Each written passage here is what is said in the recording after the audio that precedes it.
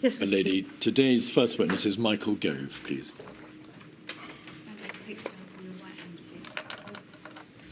I swear by Almighty God. I swear by Almighty God. That the evidence I shall give. That the evidence I shall give. Shall be the truth. Shall be the truth. The whole truth. The whole truth. And nothing but the truth. And nothing but the truth. Mr. Gove, may I make the same apology to you that I've made to other witnesses? The fact the modular structure means we have to call you back again. I'm sorry about the demands we're making on your time. I quite understand, my lady. Could you commence your evidence, please, by giving us your full name? Michael Andrew Gove. Mr. Gove, thank you for your provision of a further witness statement in these proceedings. Your statement of the 1st of September 2023 for the purposes of this module. I want to start, please, your evidence by asking you some questions about your past ministerial role. You were Chancellor of the Duchy of Lancaster between the 24th of July 2019 and the 15th of September 2021, is that correct? Yes. But you also held the post of Minister for the Cabinet Office between the 13th of February 2020 and the 15th of September 2021. Why did you fill both posts? Why were you fulfilling both those positions? When I was first appointed as Chancellor of the Duchy of Lancaster, the Prime Minister made it clear that my role at that time was to lead on preparations for Brexit, and in particular for preparations for a potential no-deal scenario. It had been the case, I believed, and the Prime Minister certainly believed, that preparations for Brexit had not been made in the way that they should have been, and that was my sole focus during the time that I was Chancellor of the Duchy of Lancaster, CDL, alone. After the general election, the Prime Minister believed that government should be reconfigured, and he wanted to give me a slightly broader role, now, of course, that he enjoyed a majority and that a Brexit deal had been secured in outline, and that broader role was to encompass looking at how the Cabinet Office might improve coordination of government policy, particularly, but not exclusively, with the devolved administrations. Was your appointment as Minister for the Cabinet Office connected in any way with the dawning realisation of the crisis, the coronavirus crisis, which of course was beginning to make itself apparent? I don't believe so. You therefore held two ministerial posts broadly connected with the workings of the Cabinet Office. And did that mean that you were broadly responsible and you held the ministerial responsibility for dealing with matters such as civil contingencies, the resilience of government, with the response to civil emergencies? Was that all broadly within your brief? Yes, but I had observed before taking on this role and realised very quickly upon taking on this role that the way in which the Cabinet Office was configured was not, to my mind, appropriate for the type of pandemic that we faced and indeed the type of crisis that requires an effective whole-of-government response. I'm going to ask you some questions about the Cabinet Office in a moment. Before I do so, and just to conclude the issue of your ministerial positions, then on the 15th of September 2021, where you appointed Secretary of State for Levelling Up, Housing and Communities, and also Minister for Intergovernmental Relations. Why were you appointed to both those positions? The Prime Minister recognised that levelling up was a principal focus of domestic policy that had not, in his view, at that time, had the focus and drive devoted to it required. So he strengthened the department, which I took over previously, MHCLG, the Ministry for Housing, Communities and Local Government. We had an additional permanent secretary who was appointed on a temporary basis. I know it may seem odd to have a temporary permanent secretary, but Andy Haldane joined us in order to drive that activity. But intergovernmental relations, which had been exercised from the Cabinet Office, was added, and I think the Prime Minister believed that it was a complement to the work of levelling up across the whole United Kingdom to have a minister responsible for coordination with the devolved administrations. And what was the genesis of that ministerial position, Minister for Intergovernmental Relations.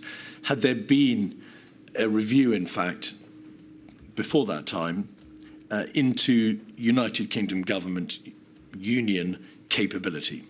Absolutely.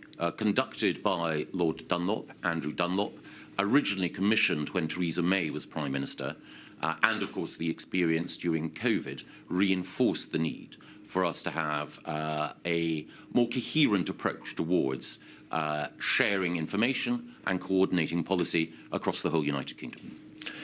In broad terms, did your appointment as Secretary of State for Levelling Up and as Minister for Intergovernmental Relations mean that you were less involved in decision-making relating to COVID from that date of appointment, 15th September 2021? Yes. All right. Coming back to the Cabinet Office,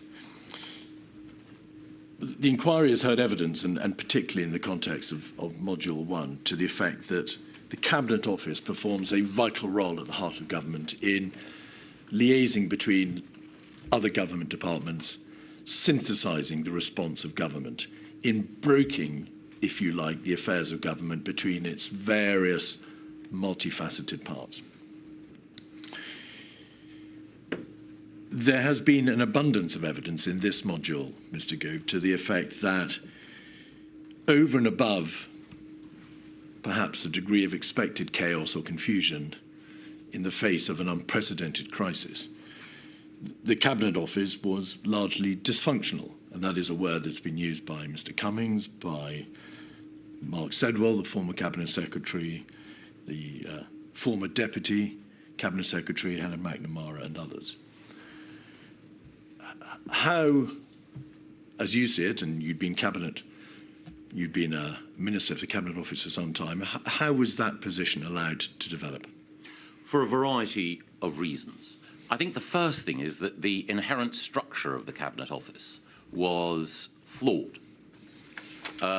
Normally, the lead minister, the Secretary of State, is responsible for everything that happens in his department and, of course, or her department, and answerable to the House of Commons, accountable for what happens there. But the Cabinet Office is different. There is much within the Cabinet Office that is not within the purview and not within the control of whoever happens to be the lead Cabinet Office Minister, Chancellor of the Duchy of Lancaster, Minister for the Cabinet Office, or whatever.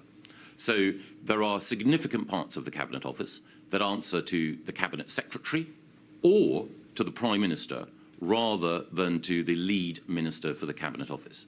And as Helen McNamara, I think, points out in her evidence, in paragraph 22 of her evidence, she says that in July 2019, she had been given clear instructions by the Prime Minister's team that following the de facto Deputy Prime Minister model, which some attribute the role of CDL into being, was not the intention behind appointing Mr. Gove into the Cabinet Office. My teams and I should be clear that our ministerial accountability, flowed through the Prime Minister only. And I think actually, even though Helen was talking about the particular circumstances under which I was appointed, it was a feature of the way in which the Cabinet Office worked that various secretariats there, the National Security Secretariat and so on, worked to the Prime Minister. Ministerially, to whom should the inquiry look in terms of accountability for the state into which the Cabinet Office descended prior to the onset of the coronavirus pandemic? Well, I would take two steps back. I think my point would be that the Cabinet Office, in and of itself, over many years, has operated in a way which is not as effective as it should be for the effective delivery of government policy, both business as usual and also in response to crises. In the first module, we touched on the lead department model for responding to crises. And there is much merit in that for many of the crises that government faces. An animal health emergency or a flooding emergency are best handled using the expertise that DEFRA, for example, has. But when we're dealing with a whole system crisis of the kind that COVID clearly was, then the lead departmental model is not adequate for that. We had an approach, the Cabinet Office had an approach, which I fear ceded too much responsibility to lead government departments and did not mean the assumption of sufficient responsibility at the centre. And we can see that in the way in which the Civil Contingencies Secretariat believed that it was supposed to respond. It was not occupying, I believe, their space, and it did not exercise the authority that it should have done across government, partly because of the lead department model. And that is a structural issue of government that had not been addressed and which I believe this inquiry is seeking to address. Can I return to the structural position in a moment? My question was in fact directed at the nature of the Cabinet Office itself, rather than structural issues which may have arisen between itself and other government departments, in particular the response of government in the face of a whole government crisis. The Cabinet Office itself has been described as dysfunctional, bloated, too many senior levels, too many Director Generals, a degree of duplication and confusion, a huge number of communications engagement staff, and so on. That is a facet of the Cabinet Office itself, not any other lead government department. Why do you think that the Cabinet Office came to be in such a state? Well, again, the Cabinet Office acquired additional responsibilities before and during my time there. There was a tendency, there has been a tendency, amongst successive prime ministers to shove into the Cabinet Office responsibilities that do not appear to fit conveniently or easily elsewhere. At different times, different prime ministers have used the Cabinet Office, for example, to lead on drugs policy or on policy towards charities and the third sector. So it becomes a sort of Mary Poppins bag into which different prime ministers will shove things that they believe require to be dealt with by the government's nanny, as it were. And it's also the case that the Cabinet Office under previous ministers had acquired responsibility, which I believe is right, for ensuring that various cross-government functions, procurement, communications and buildings and so on, were administered more effectively. And on many of those occasions, as the Cabinet Office grew, as its responsibilities grew, what we did not have was the drains-up exercise to look and to focus on what exactly should be done through the Cabinet Office and what should be done through other government departments and what should be done in number 10. And when I assumed responsibility for the whole of the Cabinet Office in the middle of February and in early March, I believed that we needed to change the way in which it operated. And I made my views clear to the Prime Minister, to the Cabinet Secretary, and to those working for the Prime Minister that we needed to reform the way in which the Cabinet Office operated. Again, Mr. Gove, you've referred to the areas for which the Cabinet Office became responsible and to the structural system around it. Was it not apparent to you, particularly when you became Minister for the Cabinet Office, that in terms of personnel, in terms of its working arrangements, in terms of its ability to function, there were very serious concerns revolving around the nature of the Cabinet Office? On the question of personnel, I would gently push back. I think that the Cabinet Office had some of the finest civil servants in Whitehall working within it. And overall, I was and continue to be impressed by many of those who work there. And it was certainly the case that one of the additional responsibilities that the Cabinet Office had, as we mentioned earlier, from July, was preparing for the UK's departure from the European Union.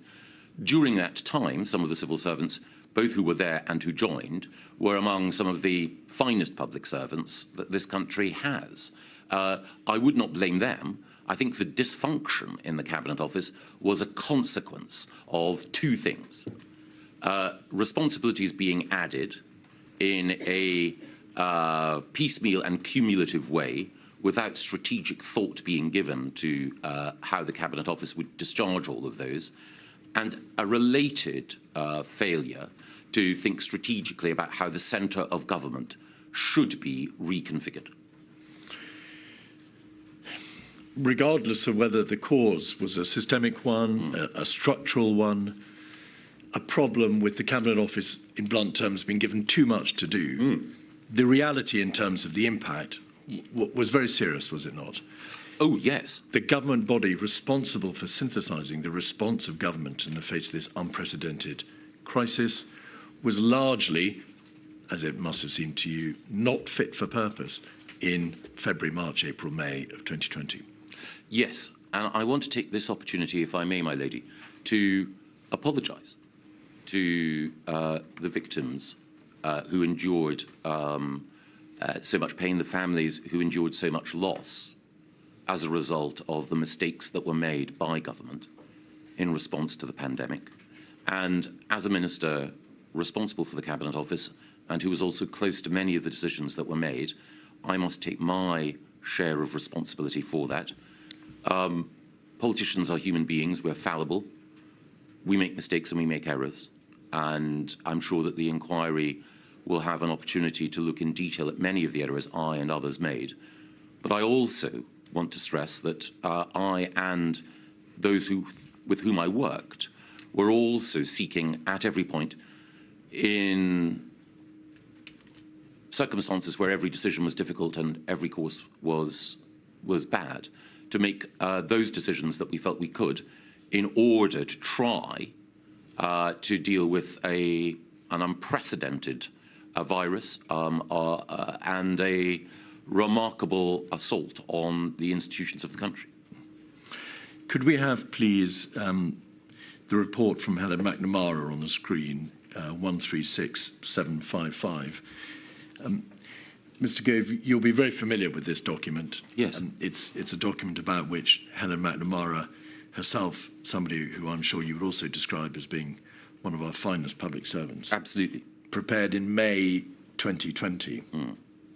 And the tenor of this document, Mr. Gove, is that not in terms of the structural responsibilities of the Cabinet Office, but in terms of its output, in terms of the personnel, in terms of the culture, in terms of what it was actually able to do, there were very serious problems. The culture was not getting the best from people. There was powerlessness. There was bad behaviour from leaders, too much politics, the talking over of junior women. She says, too many Cabinet Office senior leaders, which means they can't take decisions without consulting others. A superhero culture. The Cabinet Office has fallen out of shape. Those are damning observations, are they not? Yes, they are. And Helen's broader evidence points to the way in which, as she says, the Cabinet Office is not elastic. It was moved into a particular shape as a result of some of the successive responsibilities that I mentioned earlier.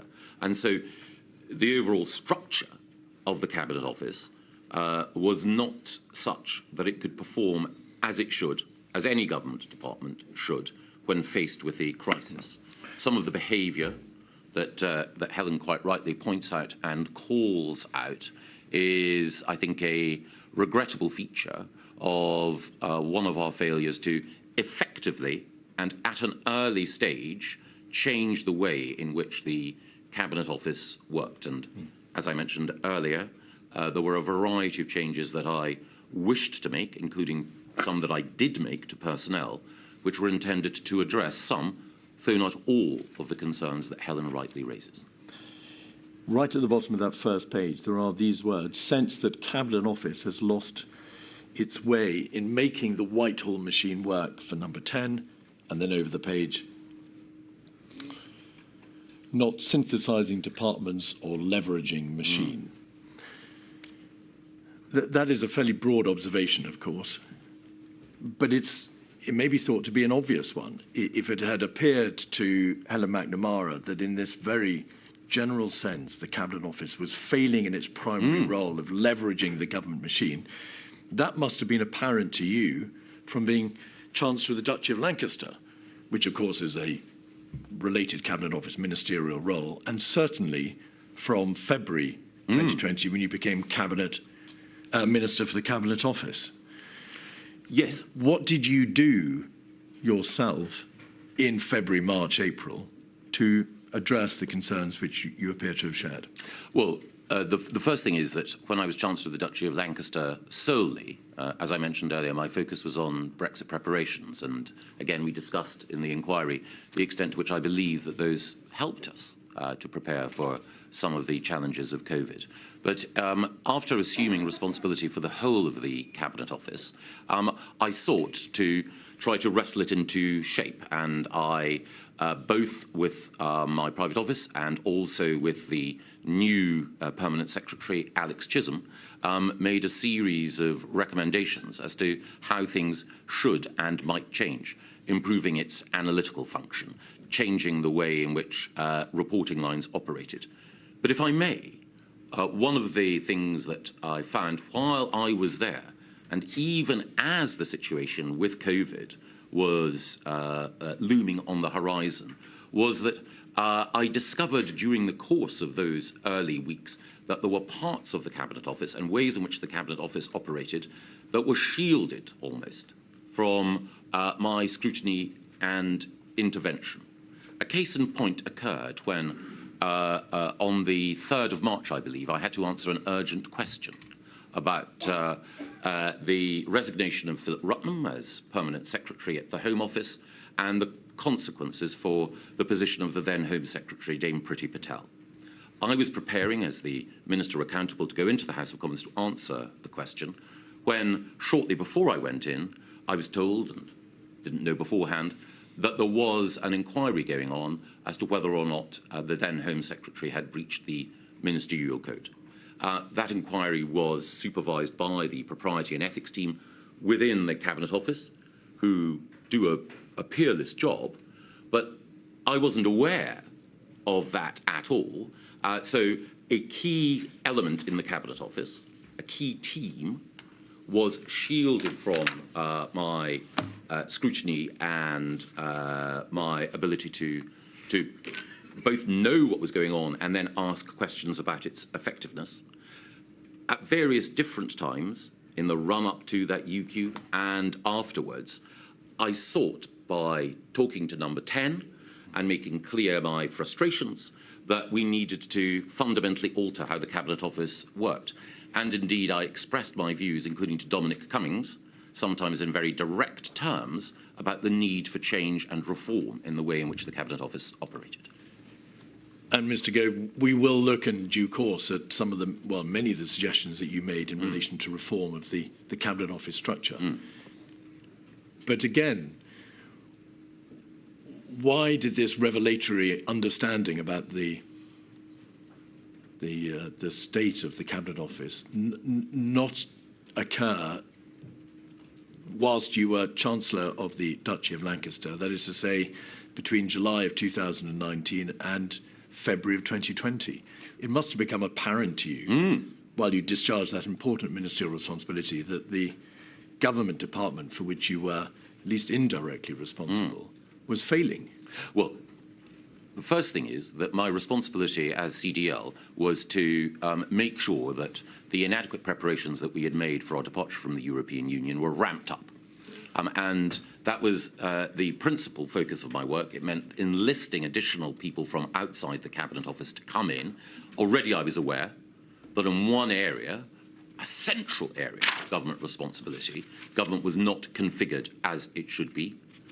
I was, during that time, increasingly aware of some of the inherent dysfunction within the Cabinet Office, but it was only when I assumed full responsibility as MCO that it became clear to me quite how dysfunctional the structure of the organisation was. And as I mentioned earlier, there were parts of the Cabinet Office that, and perhaps rightly, considered themselves not to be responsible to or accountable to me, or indeed anyone who was CDL or MCO. And I used to refer to parts of the Cabinet Office as the dark side of the moon, because they were obscured from my gaze. If you were increasingly aware, as you say you were, why did you take no steps prior to March 2020 to address the problem? I was appointed to be MCO, I think, on the 13th of February. And I think within weeks, I was making clear to Number 10 and others. I mean, I apologise. Between July 19, when you were Chancellor of the Duchy of Lancaster, and March 2020, when you had your feet under the table of that new ministerial responsibility. Again, it's a nature of a feature, and in the nature of cabinet government, that you can make observations to the Prime Minister and to others about the weaknesses that you discern in other parts of government, but there are delineations of responsibility. So, Did you, and I apologise for interrupting, did you make those observations between July 19 and February 2020? I made some observations informally about some features of how the government machine was operating, but at that time I was prioritising what I considered to be the role and mission that the Prime Minister had given me, and which I believed was absolutely critical. So as I arrived as Minister for the Cabinet Office, alongside being Chancellor of the Duchy of Lancaster, I had concerns, but I wanted to familiarise myself with the shape and structure in greater detail before then making recommendations for change. Normally, in previous cabinet roles, when I've arrived in departments and I believed that there needed to be change, I've taken a couple of months before instituting what some of those changes are, because I wanted to make sure that I properly understood why things are the way they are, before then arguing for change. When I arrived at the Cabinet Office, it was rather quicker. There is a principle in politics, the principle of Chesterton's fence. Sometimes the existence of a particular institution or protocol seems irrational, but before you remove it, you need to understand why it might have been put there. And that applies in other government departments. Don't immediately rush to change things before understanding why they were there. Well, But as you say, while I was Chancellor of the Duchy of Lancaster, I became increasingly aware of the need for change. And then, as Minister for the Cabinet Office, I sought quickly to familiarise myself with those aspects of the operation of the Cabinet Office that I had not been directly responsible for beforehand, and became even more seized of the need for changing how it worked. You're not suggesting, of course, that dysfunctionality, if revealed in the heart of a government department, is something that should not be addressed? No. No, it absolutely should be addressed. Right. But my point is one born of experience, which is you need to understand why things are the way they are, that things which at first or even second glance within government or within any institution, which may seem a barrier to progress or may seem illogical, must have seemed at one point logical to someone. So you need to understand why things are the way they are before then saying, right, this needs to change, the justification has fallen away, the logic behind this decision no longer applies. Was it also apparent to you from February 2020 that there were very serious systemic issues in the heart of Number 10? The inquiries heard a great deal of evidence about the toxicity, the atmosphere in Number 10, the behaviour of people in Number 10. You will be familiar with the references in the Cabinet Secretary's WhatsApps to it being like taming wild animals. Nothing in Mr. Case's past experience had prepared him for the madness. He'd never seen a bunch of people less well equipped to run a country. That could not have been hidden from you as Minister for the Cabinet Office, could it? I think Mr. Case's evidence... well, he hasn't given evidence yet. I think that WhatsApp refers to circumstances later in our response to COVID, but I entirely understand your point. I think it is the case that almost every number 10 operation has had by its nature strong personalities. Sometimes those personalities clash, sometimes under tension. Humans express themselves in ways which, with the benefit of hindsight, they regret. It is certainly the case that under Boris Johnson, there were strong personalities in number 10, but those strong personalities had been responsible for helping to secure not just an election victory, but an end to the logjam in Parliament over Brexit. And many of those strong personalities needed to be assertive in order to deal with some of the other challenges that we faced. But you accept, do you not, that this was an issue going beyond personality clash? The behaviour, the style, the personalities of the people in number 10 had a direct impact on its functionality, on its ability to perform in the face of this unprecedented crisis. You would accept that proposition? Well, I think that you're never going to get a perfect team of personalities, all of whom are beautifully aligned and amongst whom there is perfect harmony. You will always have, it's in the nature of politics, strong views, sometimes punctually expressed. The key thing, I think, is overall, does the system accommodate a diversity of opinion?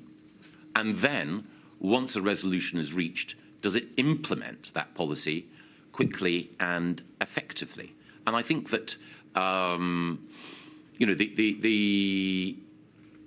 the nature of politics, the nature of decision-making in any organisation under pressure means that people do sometimes need to be, you know, a little bit direct.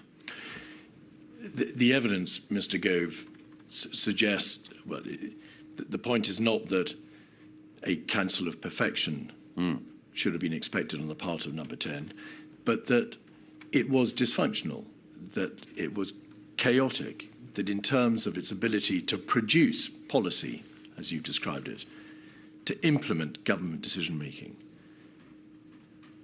it was, to use the words of Mr. Cummings himself, dysfunctional. I think that there were, Mr. Cummings's written evidence goes into great length about many of the frustrations that he felt, even before he entered government, about the way in which it worked. I share many, if not all, of his concerns and views about some of the weaknesses of the way in which government operates. But I think that it's in the nature of anyone who's a reformer that they will feel the need to test the effectiveness of delivery and then want to seek to improve it, sometimes by being exacting and tough, but one would hope always with an understanding of the human factor as well. And I think that the question of how effective government was and is best discerned from a detailed look at its response to different crises. And again, I would not want to preempt the committee's conclusions at all, but I think I would argue that the government of Boris Johnson, when it came to preparation for Brexit, executed that well. When it came to the vaccine rollout, executed that well. But there are other areas which I know the inquiry will look at where it would be quite wrong to award ourselves high marks. Well, I'm going to press you on that, Mr. Gove. In terms of the government's overall response in those early months to the crisis and deliberately not addressing the issue of vaccines, the government response was deficient. There was a chaotic and dysfunctional element inside number 10, inside the Cabinet Office, and the government, whether you put it in terms of, using your words, in terms of output or delivery, was significantly off the mark, was it not? I think it was the case that there were specific failings, and we can go on to list them. But I would add two things.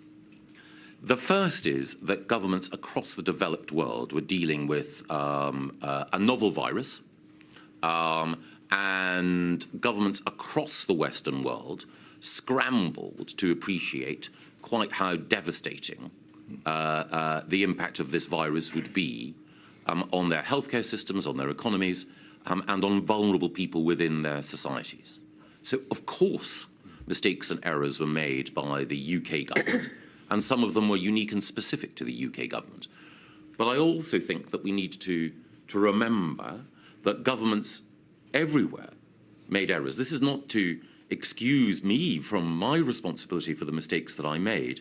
It's simply to say that when dealing with a crisis of this kind, one needs to appreciate that for democratic politicians everywhere, there were sudden and accumulating pressures, which some dealt with better than others, but also the very nature of the virus and the nature of the response required became more and more apparent over time as more and more evidence came to light, as we've seen from the evidence presented to the inquiry. Originally, there was scepticism about asymptomatic transmission. As we've seen from the evidence presented to the inquiry, there was a strong body of scientific evidence that suggested that, for example, to lock down earlier than we did would have tested the patience and the endurance of the British public in a way that was not sustainable. Can I interrupt you there to say, of course, we're going to look at some of the decision-making and important decision-making and the information available to the government. But before we move on from this topic, Mr. Gove, you would accept that, however eloquently advanced, that those observations in relation to the performance of other governments can only be proffered by way of mitigation. They are not an answer to the basic charge, I don't mean that in a legal sense, that there were failings in the heart of the government machine, its departments, its centre, its operations in Number 10, that directly impacted upon its ability to respond to the crisis. Yes, but I think that it's important that we are specific and that we look at specific incidents. So it's understandable that people will express themselves in WhatsApps in the heat of the moment, or even in evidence in placid recollection. They will express themselves with frustration, sometimes anger, about what they see and what went on. That is human. What is also human is making mistakes. The key thing is, were individuals case by case operating in a way that was cavalier, irrational, or foolish? And my contention would be that if we look in detail at each of the processes of decision-making, we can understand that many of the weaknesses were as a result of systemic factors. Other weaknesses were as a result of people's preferences, instincts, and judgments, leading them in a particular direction, which, with the benefit of hindsight, was wrong. Indeed. The DHSC, you must have been in a position to form a view, in a general sense, about its ability to respond to the crisis. Evidence has been given in this module from Mr. Cummings, from Lord Sedwell, also by Sir Patrick Vallance, with particular reference to his diaries, to the effect that between February and May 2020, the DHSC was overwhelmed by the scale of the crisis. I don't wish to engage with you on the merits of the lead government department model. We must focus on the practical response, the practical ability of that department to be able to respond to the crisis.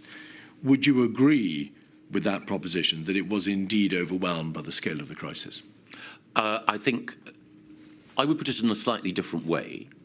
I think that, and I fear I am having to go back to the lead department model, not as a shield behind which DHSC should be protected from criticism, but just broadly to contextualise. The first thing that I would say is that I have a very high opinion of the then and current Permanent Secretary at the Department, Sir Chris Wormold, with whom I worked at the Department for Education. The other thing that I would say is that I also, and I know not everyone testifying towards this inquiry has, I also have a high opinion of Matt Hancock as a minister. However, I believe that too much was asked of DHSC at that point, and it goes to the heart of one of the challenges that I mentioned earlier. We should collectively have recognised that this was a whole system crisis at an earlier point and taken on to other parts of government the responsibility for delivery that was being asked of DHSC at that time. I think with the benefit of hindsight, those within DHSC felt we can do it. We can meet this hour. And I think that while that degree of commitment and leaning in is admirable in spirit, the truth is that at an earlier stage we should have broadened responsibility. We did, in due course, with the setting up of the ministerial implementation groups, the COVID-19 task force and so on, but I do believe that should have happened earlier. You've said that there may have been an element in the DHSC of we can do it. Yes. In Sir Patrick Vallance's diaries, that there are references to Mr. Hancock appearing to want to keep too much to himself. That in the face of the operational mess, as he describes it, into which the DHSC descended, there was a failure on Mr. Hancock's part and the part of the Permanent Secretary to tell the rest of government how it was. They kept too much to itself, or to themselves. Would you agree with that proposition? Yes, but I think that, as I've just described, it was a desire to rise to the occasion and a wish to not evade responsibility, actually, on their part.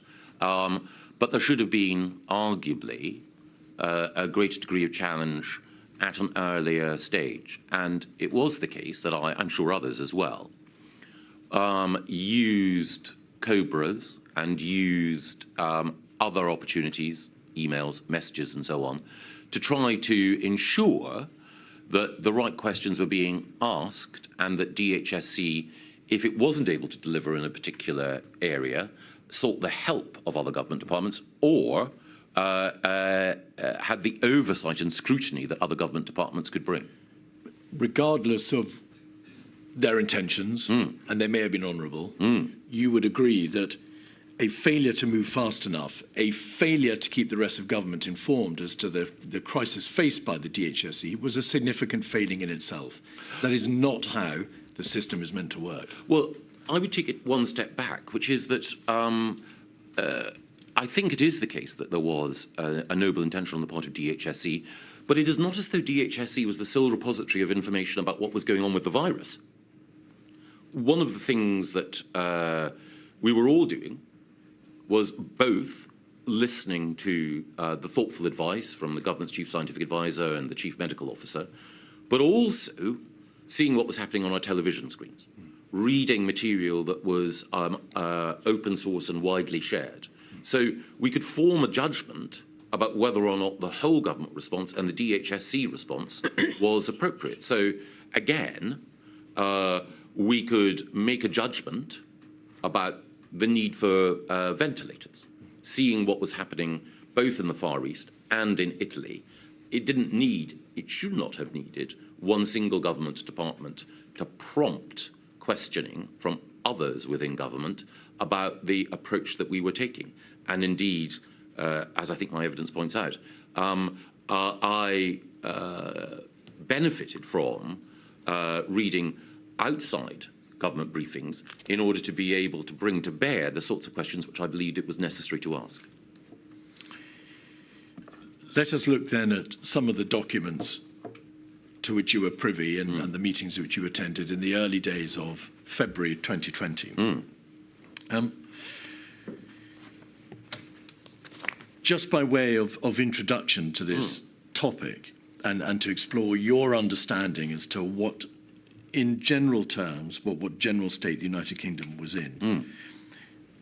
Professor Sir Chris Whitty has stated that he was under no illusions that the United Kingdom was well set up to meet the challenges of a major pandemic, because he knew that investment in healthcare had been suboptimal. He knew that the pan-flu plans, such as they were, wouldn't necessarily stand up to the challenges of coronavirus. And of course, he was aware there was no sophisticated or scaled up test and trace and isolate system, in contradistinction to some other countries. In general terms, Mr. Gove, in early February, were you aware of those concerns? Was that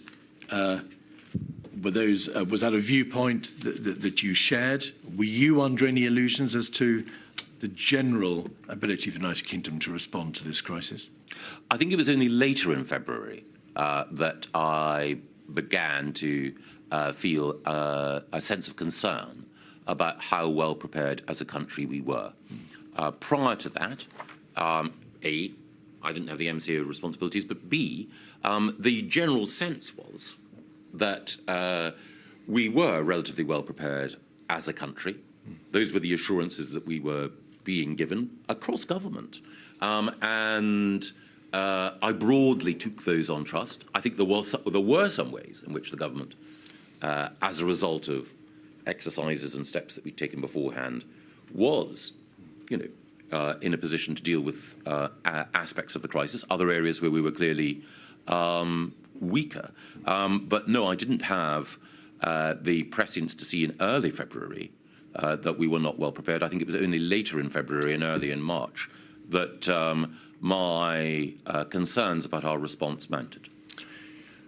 Of course, there was no real change in relation to those deficiencies. No. The healthcare system was what it was. The pan-flu plans had been prepared in 2011 and had not been significantly altered. And there was no sophisticated, scaled-up TTI system. So to that extent, Mr. Gove, why were you not made aware of those salient features, those pre-existing aspects of the government's ability to respond? I think because, again, I trusted, and I think others within government would have trusted the Department of Health and those with whom it worked in that area. Even after I took on MCO responsibilities, which was, as we discussed, in the middle of February, I could not immediately, I think, have scrutinised every single contingency plan across government and tested it with the rigour that might have been deserved. Of course. And of course, we were in the middle of an evolving crisis, and as I mentioned earlier, and this is well known, while the plan for pandemic flu that had been developed was, had many strengths and virtues, it was in the nature of the virus that we faced that it presented a different set of challenges from those that pandemic flu. Indeed. Presented.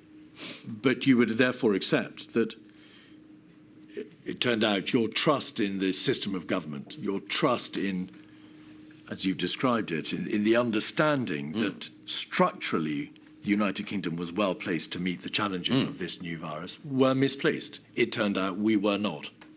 We were not as well prepared as we should have been, ideally. I think that is true. Again, it's in the nature of the fact that the virus was novel. And indeed, I think, though this probably goes beyond the remit of the inquiry, there is a significant body of judgment that believes that the virus itself was man-made. And that presents a set of challenges as well. Forms no part of the terms of reference of this Indeed. inquiry, Mr. Gove, to address that somewhat divisive issue. So we're not going to go there. But I think it is important to recognise that the virus presented a series of new challenges that required both the science to adjust, and science by definition adjusts on the basis of accumulating evidence both about the operation of the virus and its effect on particular elements within the population. Well, we'll come to that quite separate issue in a moment. There was a cabinet meeting on the 6th of February, 56137. You were an attendee. We can see your name in the left-hand column on the first page. On page 6, there was a reference to a tabletop exercise.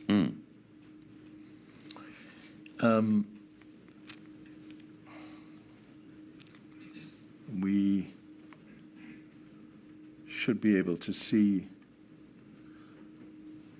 that reference, perhaps not on, therefore,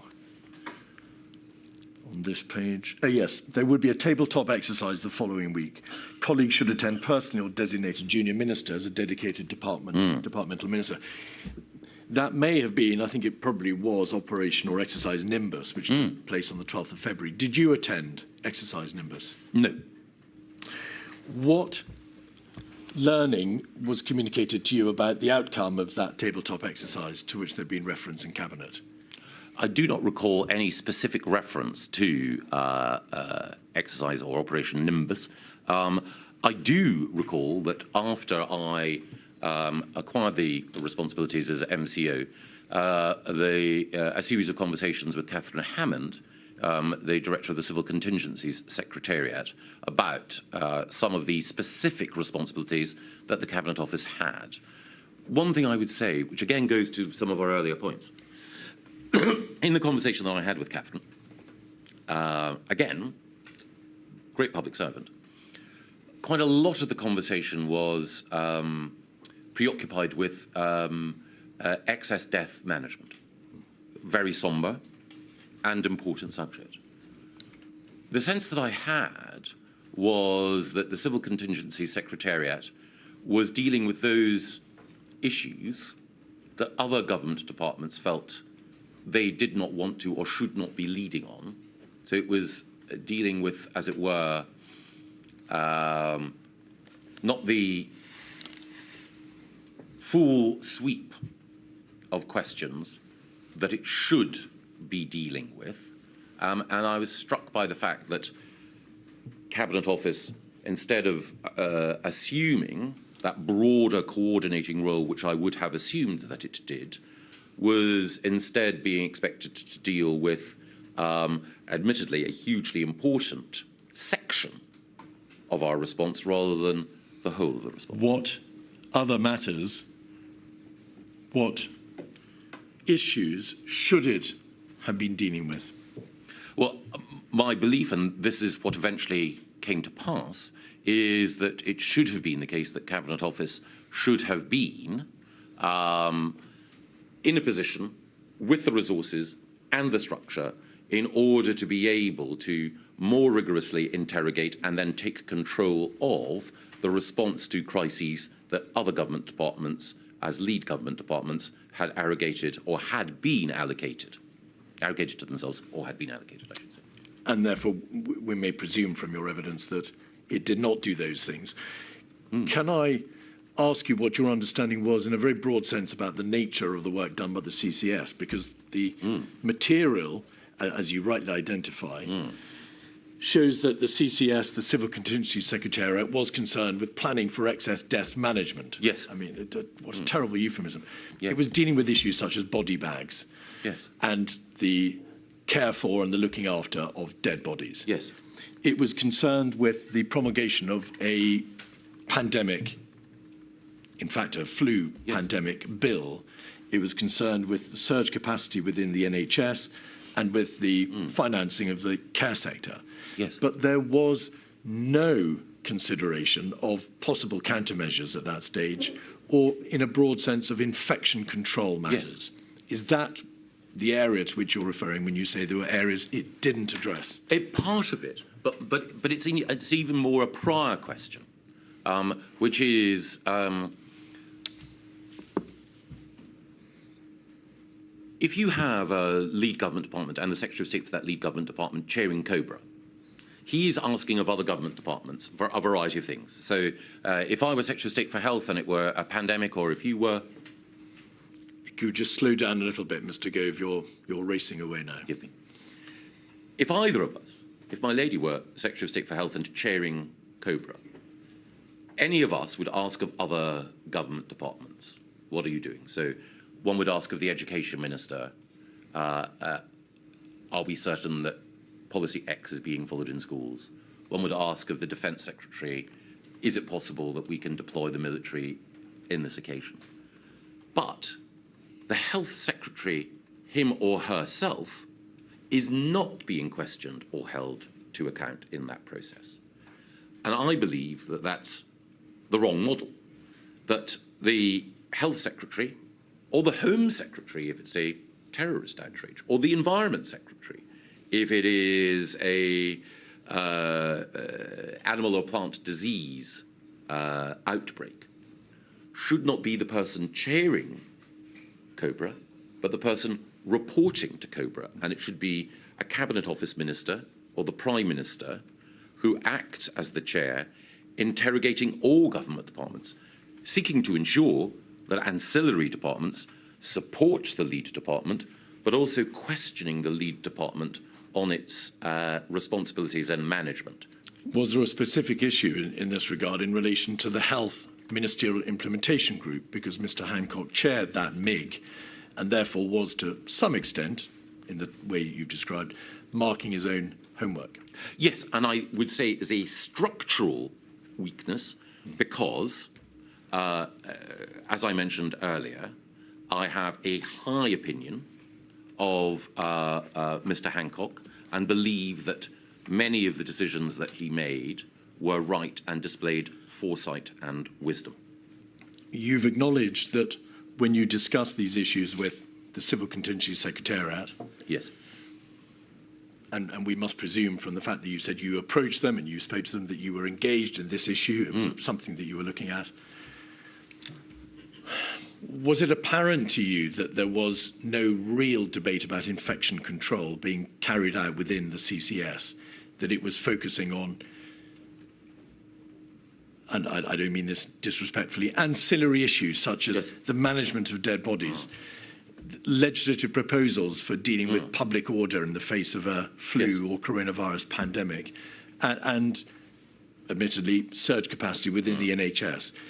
In central government terms, there was no real consideration of how do we stop this virus from spreading, of what infection control measures need to be thought about and then put into place.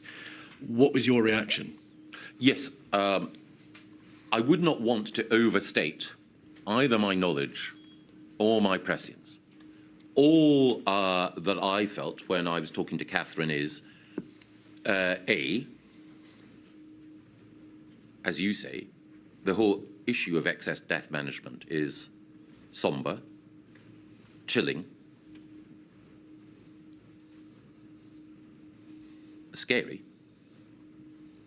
Also, why is this assuming so much of the Civil Contingencies Secretariat's time and time in this conversation when there are so many other aspects of dealing with this emerging pandemic that require to be addressed? What I could not say, because I did not know enough, is who's dealing with X, who's dealing with Y, who's dealing with Z, because appreciating the need for infection control, non-pharmaceutical interventions, therapeutics and so on, was something that I only became more acquainted with as the crisis developed. In this cabinet meeting, you'll see 2 or 3 lines above the reference to tabletop exercise. The words, the central point to make was that the government had a plan to deal with this illness, and this was guided by science. Yes. I don't intend to ask you any questions about the doctrine of following the science, but what was the plan, as far as you understood it, that the government had in place to deal with the illness? What plan? You must have asked yourself. Yes, and the plan, and this was again emphasised in COBRA, was a plan to delay and contain the spread of the disease. The disease, however, overwhelmed that plan, Yes. to put it mildly. How delay, how contain, Mr. Gove? What was the plan for delaying, for practically stopping the spread of the virus into the United Kingdom and then containing it thereafter to the extent that delaying it thereafter to the extent containment was lost. What were the nuts and bolts of that plan, as far as you understood it to be? That we should use testing and contact tracing in order to monitor the spread of the disease and that seek to isolate those who were infected. You understood, of course, that that system dealt only with index cases, a relatively small number of travellers who had come into the United Kingdom, and that there was, beyond the first few hundred, absolutely no system for testing, tracing and isolating. Quite. And not only was the system at that time proven to be inadequate and overwhelmed, there were subsequent problems with testing and contact tracing throughout the pandemic. I would only add, however, that the initial evidence that ministers were presented with was that there was a low likelihood of asymptomatic transmission, and obviously we subsequently discovered, we all discovered that was not the case. That is to do with the overarching understanding of the characteristics of the virus, but focusing on what the Cabinet was told by the CMO about the nature of the plan. This was plainly a matter of the gravest concern, and you were being assured, don't worry, we've got a plan. Yes. And I want to ask you, what was your understanding of the mechanics of that plan beyond, well, we're going to contain it and delay it? That principally, but also that we had, as Chief Medical Officer, one of Britain's foremost epidemiologists, that we had a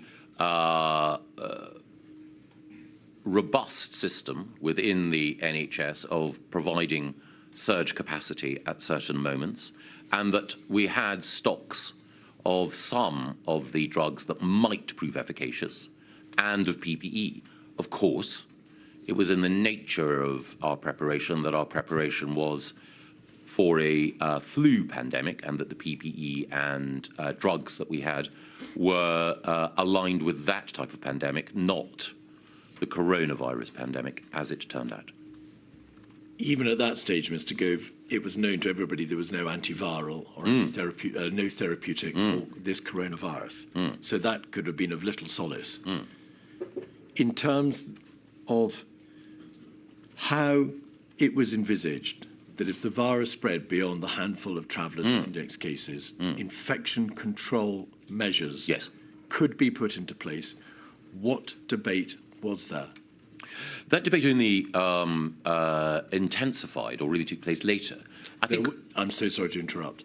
There was no debate about the nature, the existence of infection control measures at this stage in early February. Well, there was an observation or a series of observations about what was being done in East Asian countries, and particularly in China. And again, a central question that I know many of us will be asked to address is the wisdom or efficacy of lockdown. But I think, as the CMO, CSA and others have said, lockdown was an unprecedented departure for a country like the United Kingdom with its traditions of liberty. Normally, it would be the case that those who were infected, and visibly so, would be isolated, not an entire population being locked down. It was a very, very significant step, I believe, right and justified given the nature of the virus, but nevertheless a momentous one. And again, we were looking at emerging evidence at that time.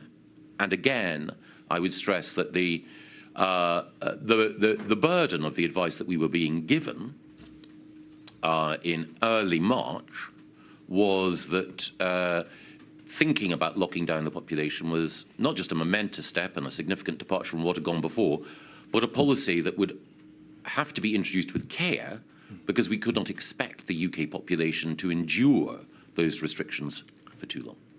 We will return, of course, to the issue of lockdown. But for present purposes, it wasn't, of course, a decision that was made until the 23rd of March. Indeed.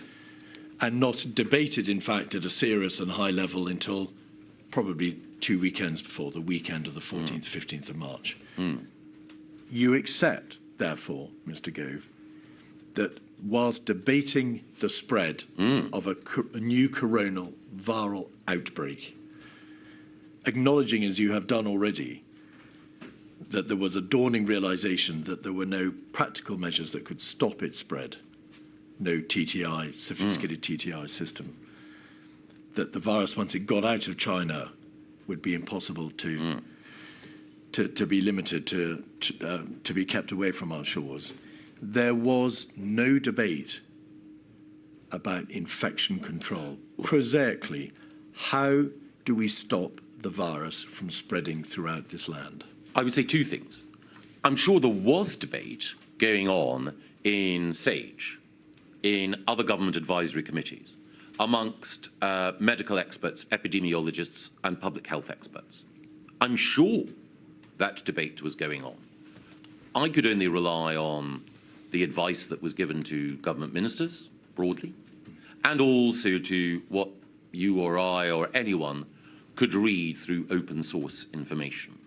And at the time, in public debate, there were not many voices who were urging the type of action that we subsequently embraced.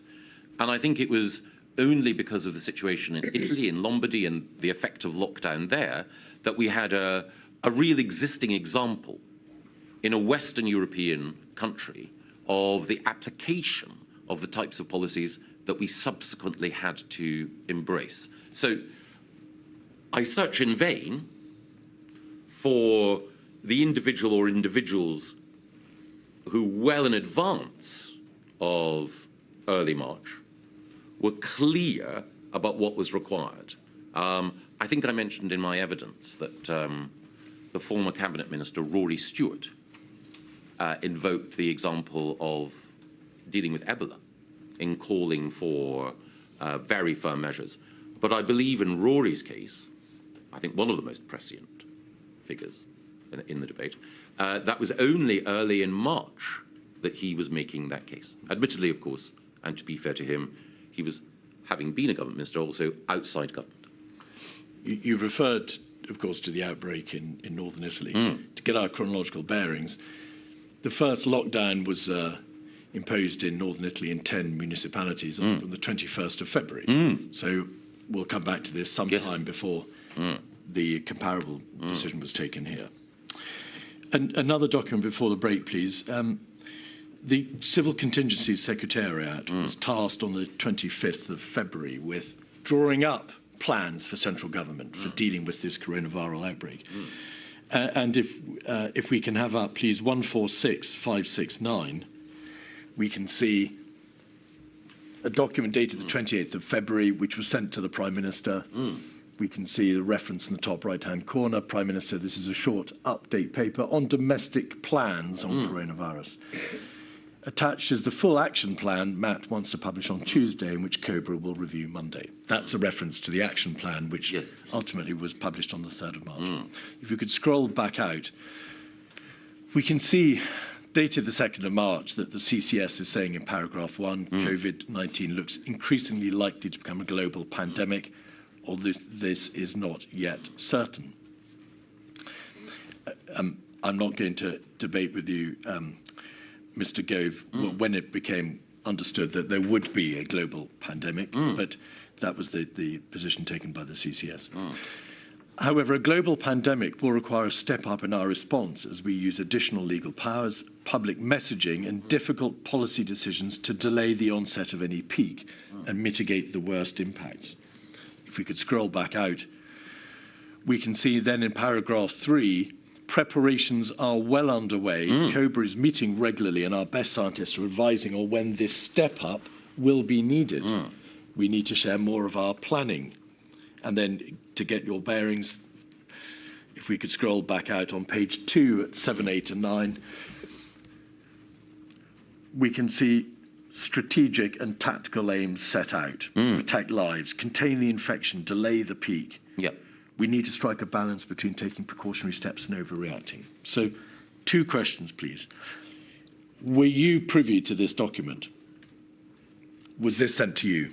Well, I appear to be on the CC list But You do. I am not certain. I would have to check with my office that I actually received this document in this form. There was another variant of this document, of course, one without the note on the top, the Yes. handwritten note, which is why I've taken you to it. Yes. But do the best that you can then. There are repeated references to the preparation that would need to be done. A clear plan of activity will be required, and to the strategic and tactical aims. At this time, at the end of February, which is over a week after the lockdowns have been imposed in Italy, were you struck by the absence of detailed infection control plans, the practical measures which ultimately, of course, were imposed? Did it strike you that their omission from this core document from the Civil Contingency Secretariat was significant? I think it was only a week after that, the week commencing the 9th or 10th of March, that my concerns began to mount significantly. There's a reference to overreaction in paragraph 9. As cases spread across the world, the risk of overreacting is reducing. There was a meeting with the Prime Minister, which again you may not have attended, on that day, the 28th of February, and his private secretary's notebook refers to the fact that the Prime Minister stated the biggest damage would be done by overreaction. Yes. What was your view at this stage, around about the end of February, on the danger of overreacting? I recognised the case. I do not believe that it was at the end of February. I believe that it was just a little bit later.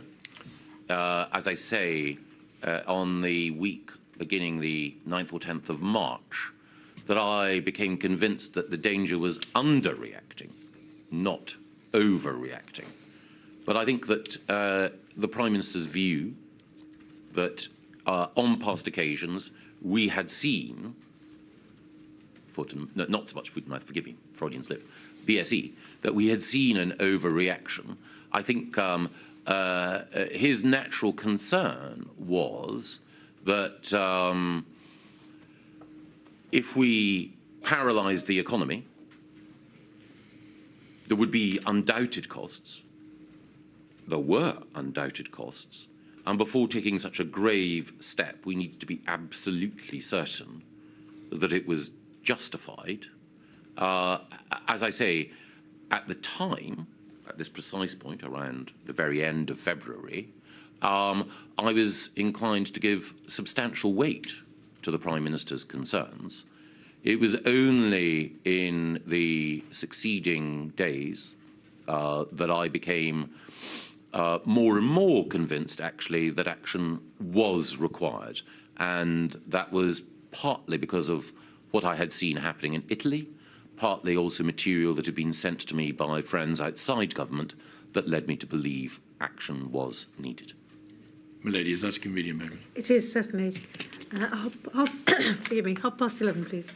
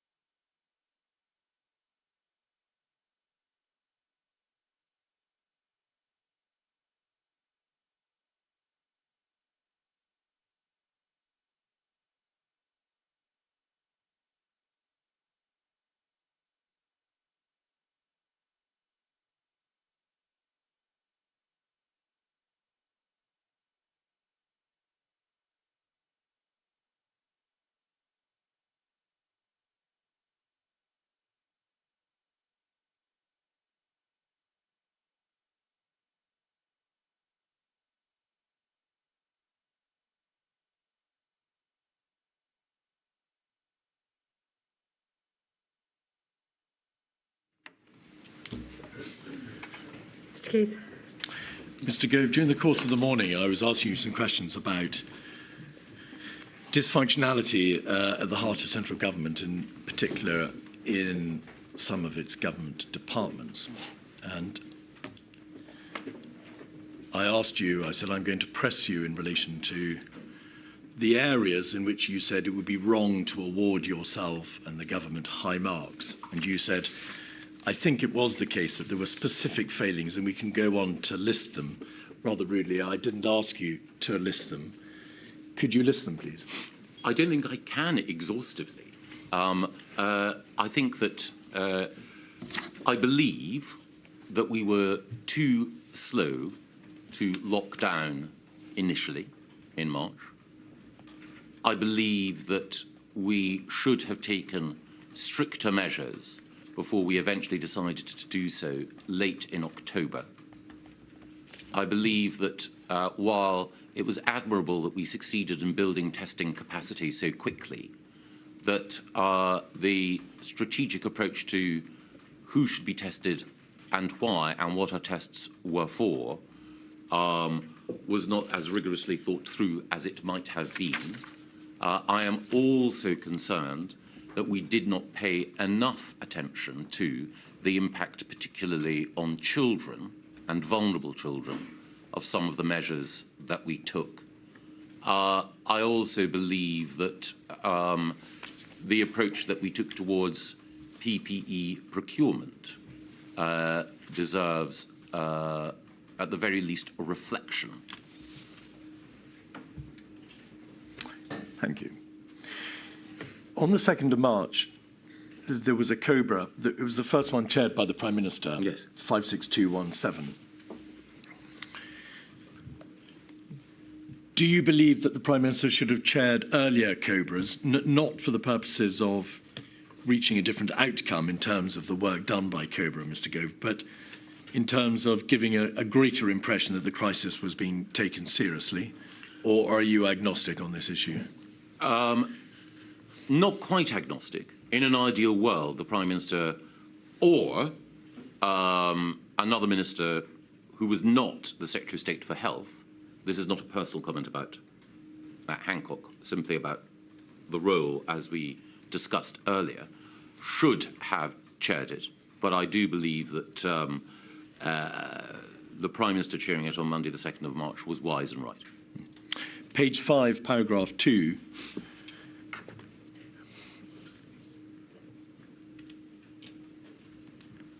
The Chair invited the Government Chief Medical Officer and the Government Chief Scientific Advisor to provide a situation update. The CMO said that contact tracing for the source of infection for the last 2 cases in the United Kingdom had not been successful, and that in both France and Germany there was now sustained community transmission. So this is the 2nd of March. It's about a week or 10 days after lockdown has been imposed for the first time in the 10 municipalities in Italy.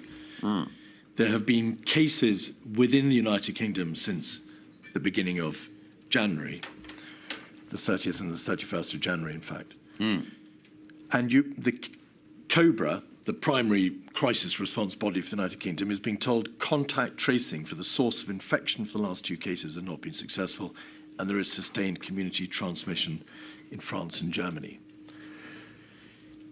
Did you, experienced Cabinet Office Minister as you were, understand that in effect containment had been lost, that the virus was here and was spreading? Yes. There was an action plan published the following day. You've referred to it later. Referred to it earlier. INQ 57508, the Coronavirus Action Plan. This was, and we'll come to this in a different context later in the course of your evidence, a document, a publication to which all the devolved nations had contributed. At page 10 on paragraph 3.9, there is set out the broad strategic approach to the United Kingdom government. Contain, detect early cases, follow up close contacts and prevent the disease taking hold in this country for as long as is reasonably possible. If it does take hold, slow the spread in the country. Did COBRA, which was cited, of course, on the publication of this action plan, consider the degree to which containment had already been lost, that the virus was in the United Kingdom and it was spreading, there was sustained community transmission, and therefore that a strategy based in part upon containment was a failed strategy? I think it's fair to say that there was a dawning realization that the spread of the disease would mean that moving from contain to delay was becoming more and more imperative. Certainly on my part, and I'm sure on others. Did anybody think to ask themselves, but what is the point of publishing our sole strategic document on a basis which may simply not turn out to be correct? I think it was the case at that time that there was a growing realization, but it was not universal. This was a document, of course, agreed by all four governments, into which a degree of close working had gone. And this was the plan overall, as had been drawn up in the weeks and days beforehand. So I think it's fair to say that in laying out how the government sought and planned to approach the pandemic, that it was right to show our working, as it were. On page 4 of paragraph 1.1, there is a reference to the United Kingdom being well prepared to respond in a way that offers substantial protection to the public. That turned out not to be the case, did it? Certainly we were not well enough prepared, no. Going back to the COBRA document the day before, the meeting of COBRA 56217, on page 5, paragraph 3,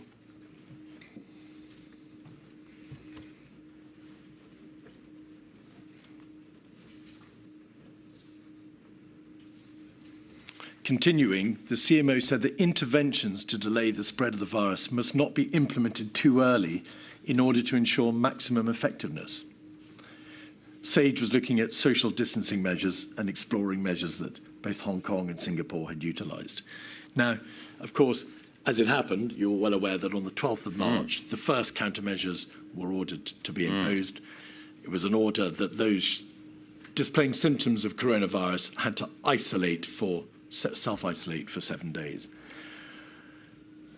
What was COBRA's position in relation to the CMO's suggestion that infection control measures, perhaps of that type, isolation, self-isolation, possibly hand washing, possibly social distancing, should not be imposed too early to ensure maximum effectiveness?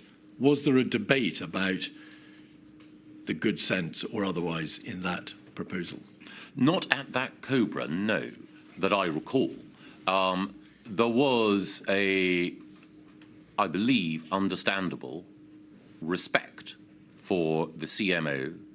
As I mentioned earlier, Sir Chris is a very distinguished epidemiologist and dedicated public servant.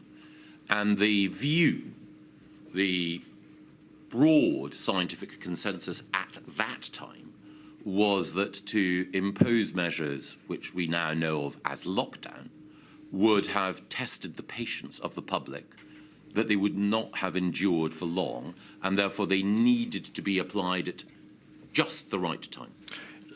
This was not, with respect, a reference to lockdown, or at least not least lockdown, because it's measures for social distancing and exploring measures. I think the reference to both Hong Kong and Singapore was clearly a reference to East Asian jurisdictions that had very, very tight measures analogous to lockdown. Not just a lockdown, correct? Not just, no. Yes. So the CMO told COBRA that whatever these measures for social distancing were, they should not be imposed too early, and yes. COBRA accepted that proposition. At the time, yes.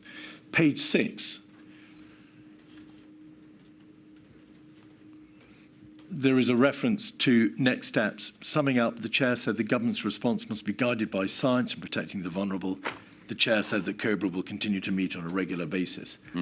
Why was there no debate on the merit or efficacy of specific measures, perhaps of the type that the Chief Medical Officer had in mind? Well, no such measures were put to COBRA at that time. I think that the CMO, I can't obviously know what all his thinking was, but I think the CMO was preparing us for the need for such measures in the future, rather than listing the sorts of measures that needed to be implemented with rapidity later. Bluntly, why did no one on COBRA, the primary crisis response body for the United Kingdom government, say to the Chief Medical Officer, it's obvious containment is lost or is about to be lost. This fatal virus, to which there is no vaccine or antiviral, is here and it's spreading. What, in practice, needs to be done to prevent the spread of the virus throughout this population? I think it was the case that we accepted the broad view at the time that from the CMO and others, that there was a limit to what could be done to contain the spread. And the reason there was a limit is that lockdown measures or analogous measures were unprecedented in their application in the UK, and the public, as I mentioned earlier, would not endure them for long. So the argument at the time was such measures may well be required, but we have to be careful not to introduce them too early, because that will only mean that they will have to be lifted, and that will lead to a second wave. Mr. Keith, I'm sorry to interrupt. I hope I haven't stopped your train of thought. Going back to the reference to the Chief Medical Officer's advice to COBRA, I can't remember, forgive me, and I haven't got my notebook with me, whether that passage was put to Sir Chris and whether he accepted it was a fair reflection, because it seemed to me that he appeared to be advising caution against any measures, including lockdown, and we can understand the reasons in relation to lockdown. And I just wondered if... Yes, indeed, the general proposition was put to him, Yep. but not that sentence. So my lady's quite right. There is an issue as to whether or not measure meant measures or it meant the lockdown measure. Exactly, or whether it meant things short of lockdown, like Yes. social distancing. Yes. Or, yes. Obviously, I'm not in a position to give evidence, and of course I can't. You have received a fair amount of material already as to what the general state of play was about the understanding of what measures might in due course be imposed. So I think a sensible place to land in relation to this is that no part of government was saying these are the lists of these are the lists of measures which you need to be considering. There was a general sense of be careful. It's just that Mr. Gove just said that the public might get tired of them. Well, things like washing hands, we know that has no downside. And so I just wondered whether... Indeed. Can you remember, Mr. Gove, did the CMO cover up the broad spectrum of measures, or was your impression he was talking about measures as draconian as lockdown? I think that he was preparing us for the possibility that there might need to be draconian measures, hence the reference to Hong Kong and Singapore. But at that stage, the broad advice was, as my lady says, to wash one's hands. To jump ahead slightly, and it may not be helpful, I believe that Cabinet met the following Tuesday, on the 10th of March. And in the Cabinet minutes, a point is recorded as having been made. I believe this is a reference to a question or a point that I asked then. I, by that stage, was concerned that the measures we were taking were not sufficient, that the hand-washing advice, while obviously valuable in itself, was not enough. And I think the Cabinet minutes record my saying that we needed to look at what other countries were doing, and we needed to be clear that there was a potential divergence of scientific opinion that needed to be taken account of. I wanted to balance both respect for the CMO and CSA, their distinguished scientists, I'm not, but with a desire to say we do need to recognise that the course that we are on needs to be altered. And of course, advice is advice, as the scientists and the CMO himself and the GCSA have been at pains to tell the inquiry. The ultimate decision makers were Cobra and, of course, above Cobra, ministers, Yes. and above ministers, the Prime Minister. But one final question on this point, and it's a question prefaced in my lady's question to you. Yes. There was a general understanding, of course, that there were measures available. In past pandemics, there have been the closure of schools. There has been hand washing, as my lady says. There are quarantines which have been contemplated and imposed in the past. Self-isolation of not just individuals, but households. Indeed, the very measures which did come to be imposed at a later stage. There just doesn't appear to be any debate at all about the nature of those measures, whether it was lockdown or any of these other well-understood measures. Do you agree? Not that week, but the next. No. And of course, you did have a growing concern, as you said in your statement, about whether or not tougher measures were required. And that goes to the same point. On the 10th of March, you emailed Mr. Hancock and Mr. Cummings 263380. And you detailed a list of questions that you required answers to. Just following up from Cobra yesterday, I think the DHSC team are doing a great job, but I want to follow up on some of what was being discussed yesterday. And you raise a number, if I may observe, of very good questions. You ask about resilience in the food and hospitality sector, what to do about people who've got mild symptoms, ICU capacity, equipment, over the page. Education, 111 calls, hospital organisations, screening, temperature screening, ditto and public outing. I'm all for schools staying open. But what is the published scientific reasoning of, say, Spain that suggests they may have the closure of schools in Madrid wrong? We must, of course, be guided by science, but that involves testing the propositions and weighing up different choices, cognizant of the fact that, of course, advice is advice and you are the decision makers. These questions, Mr. Gove, appear to indicate that you were raising them because they had not been properly ventilated in Cobra. They were not being properly addressed by government, which is why you were reduced to writing to Mr. Hancock and Cummings directly and saying, what about these issues? Why had the system required you to have to take this step? I think, in fairness, the email followed on from a Cobra discussion in which some of these issues... It did. I read out the first line, following the Cobra yesterday. Yes. And so I had a chance to reflect on some of the discussions that we'd had then, and these were questions consequent on that. It will often be the case that in a Cobra or a Cabinet Committee meeting, certain issues will be raised, and then as I have a chance to reflect afterwards, other questions occur to me which need to be addressed to follow up. And it seemed to me the most timely and efficacious way of driving change was to email both the Health Secretary and the Prime Minister's Principal Advisor direct. And again, both at the beginning and at the end, I stress that some of these questions may already have been addressed.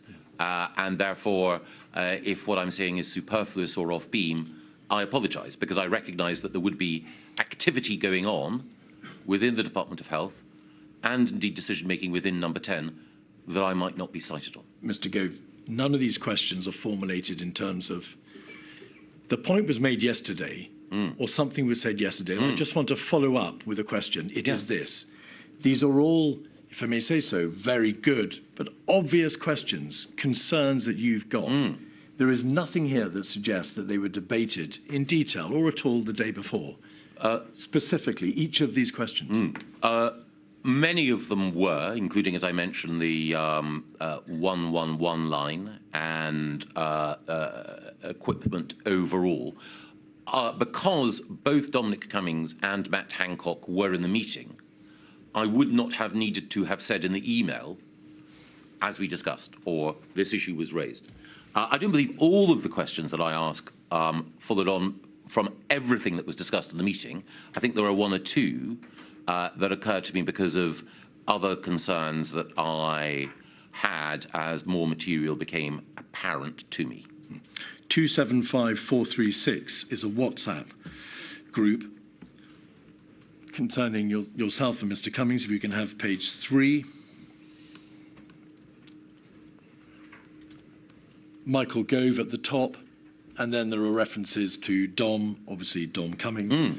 At 1948, on the 4th of March, so 2 days after the Cobra, you know me, I don't often kick off, but we're fucking up as a government and missing golden opportunities. I will carry on doing what I can, but the whole situation is even worse than you think, and action needs to be taken or we'll regret it for a long time. Expand, please. I was concerned at that stage about the ability and structure of the Cabinet Office overall to deliver on the government's priorities.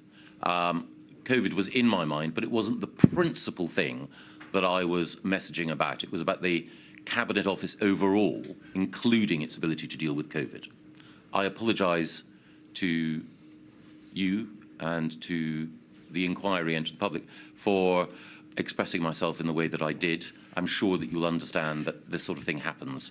Well, speaking for my part, no apology is required. But the point is, Mr. Gove, you are obviously concerned about the general position of the government. And yes. On the 4th of March, what yes. was the most pressing concern of government?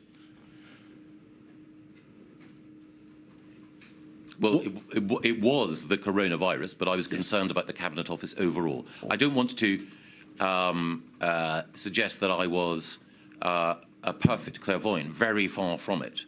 But it was the case, and I think I also emailed Mr. Cummings around this time as well to point out some of what I believed were the defects in the way in which the Cabinet Office operated. And I made the point then that the situation with coronavirus would only further expose the weaknesses in how the structure of government was set up. On 11/03/2020, 1853/45, Mr. Cummings refers to the Cabinet Office in terms in which he has, in fact, repeatedly referred to it. But he says this: they told us they had plan. And you say, indeed. What plan? A plan for what, Mr. Gove? I believe that Dom was referring then to a plan for the pandemic. Right. You were the Cabinet Office Minister on the 11th of March, on the breaking of the coronavirus wave upon this country. You are speaking to the Prime Minister's chief advisor, and you are agreeing that the Cabinet Office appears to have a deficient plan or no plan for addressing this unprecedented crisis. That is a terrible state of affairs, is it not? It is a deeply regrettable state of affairs. I mentioned earlier that on assuming responsibility overall for the Cabinet Office, I sought to initiate change. And as I say, I assumed responsibility on the 13th of February and then immediately sought to recruit additional personnel from within and without the civil service to support change, ordered a zero-based review of the Cabinet Office, asked for an improved analytical function. And as the first WhatsApp of the 4th of March indicates, I wanted to alert Dom to what I consider to be the scale of change necessary. Page 4. There is a reference to act today. Yes, at 12:03, 12th of March, 2300, 11 o'clock at night. I've now lost, yes, at the bottom of the page. If you could scroll back out, please. There we are.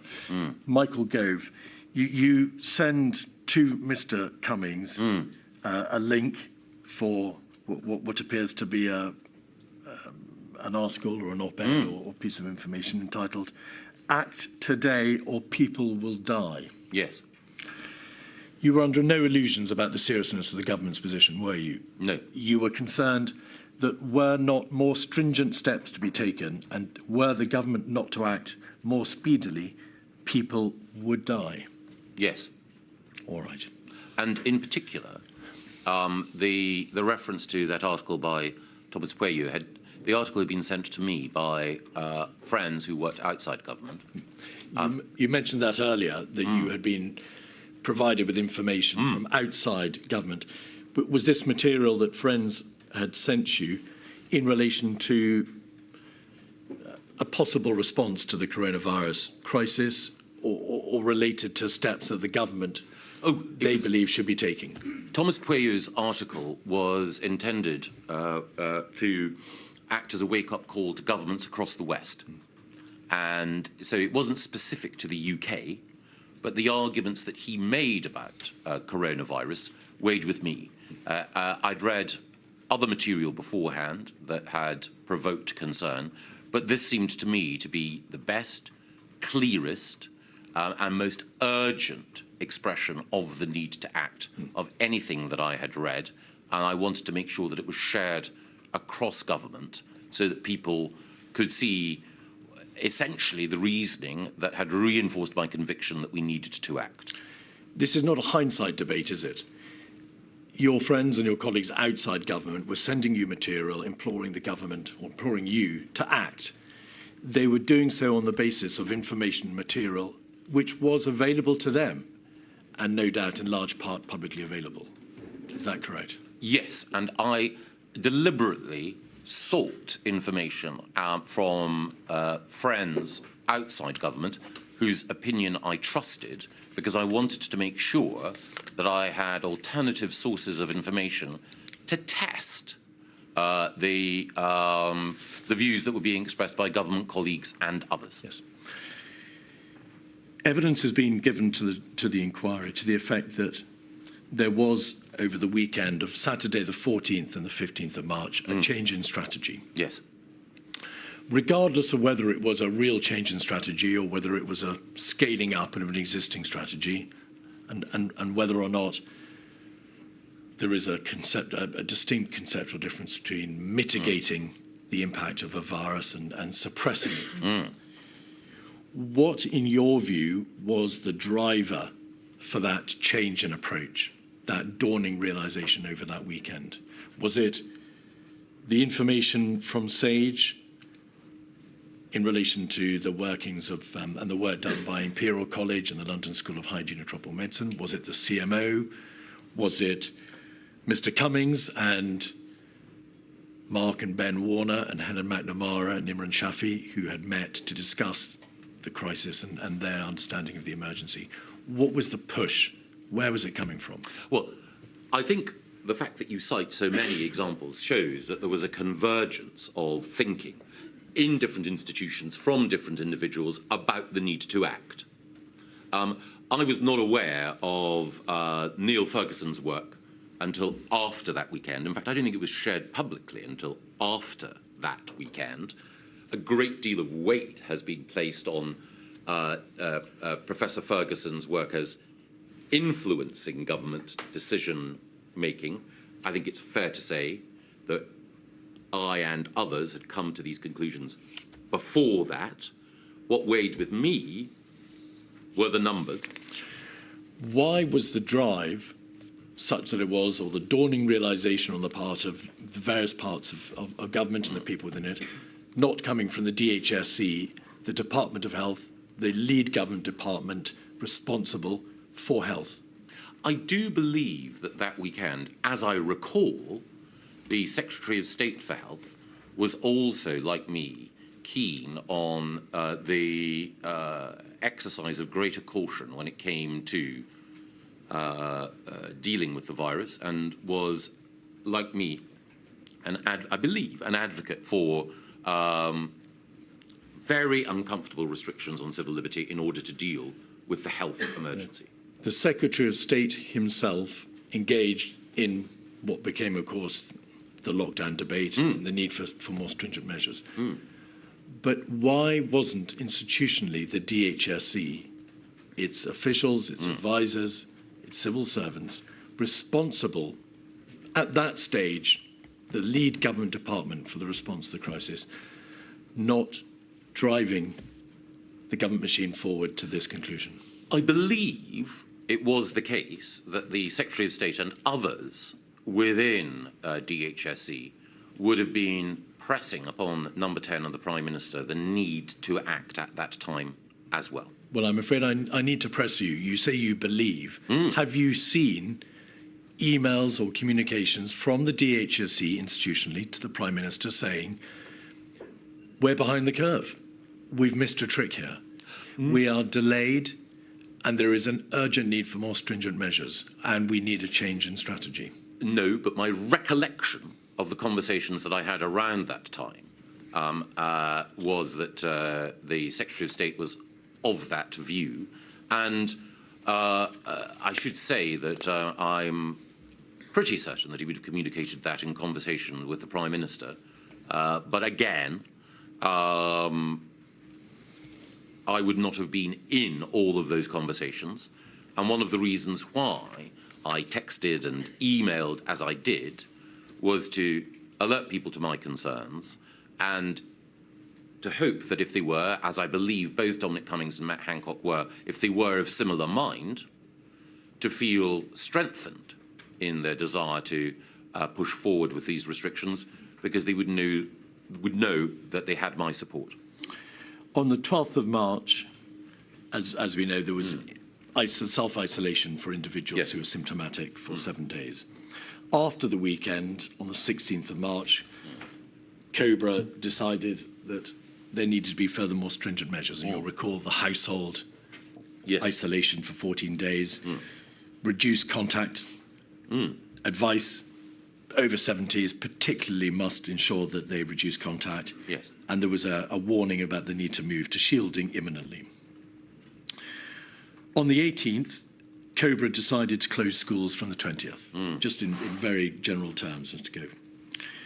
Did you have any direct dealings with the Prime Minister during the course of that week as to whether or not those more stringent measures needed to be applied? I ask you this because the evidence from Mr. Cummings has been that there was a widespread view. He said pretty much everyone considered the Prime Minister to be oscillating, not using his word, but that's the sense of it, in relation to his response. What was your assessment of the Prime Minister's intent, state of mind as to whether these measures should be countenanced? I think the Prime Minister found these decisions difficult. It's not that he found decision-making difficult.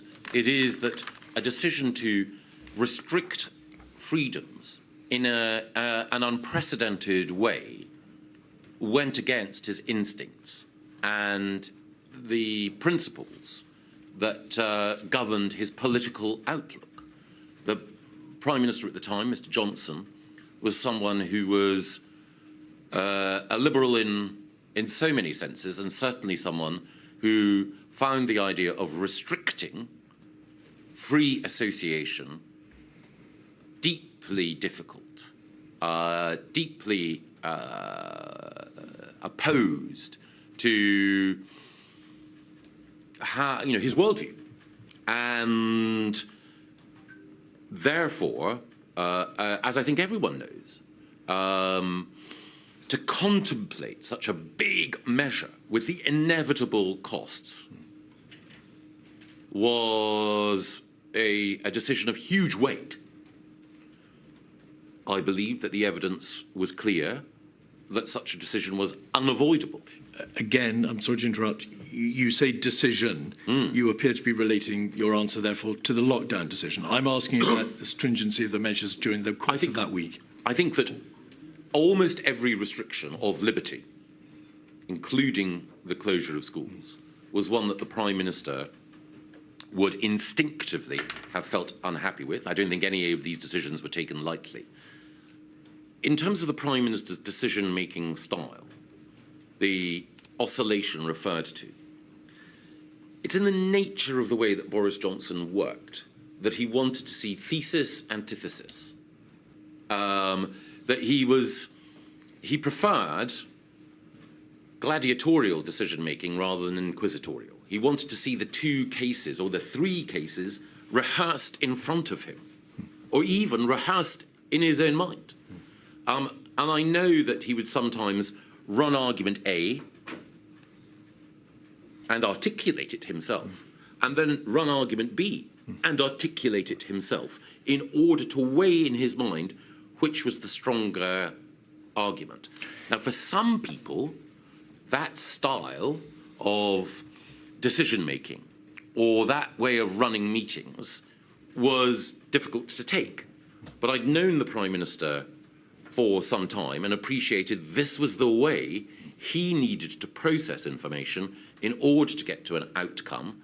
And every political leader, every distinctive political leader, will have their own way of operating that needs a certain amount of space and respect, even if you disagree with their conclusions. This was a public health emergency at its core. By that week, the evidence, or rather the advice from SAGE, from the CMO, the GCSA, from the DHSC, from Cabinet Office, from Number 10, was, to use your word, unanimous. There was no real argument as to whether, for good and obvious public health reasons, these measures had to be contemplated. They were matters of life and death. So there wasn't really a thesis and antithesis position here, Mr. Gove. All the public health advice on a public health crisis was pointing in one direction. So on what basis could the Prime Minister push back and say, well, I've got material which does point the other way? There was no public health material pointing the other way. What's that? Well, the first thing is that just a few weeks beforehand. No, I'm not beforehand. I'm not talking about that week. Oh no, quite. But in order, as your evidence shows, I was in a different position at that time to the Prime Minister. However, in fairness to him, just a few weeks beforehand, the point had been made that to impose these measures was too early. Yes, was problematic.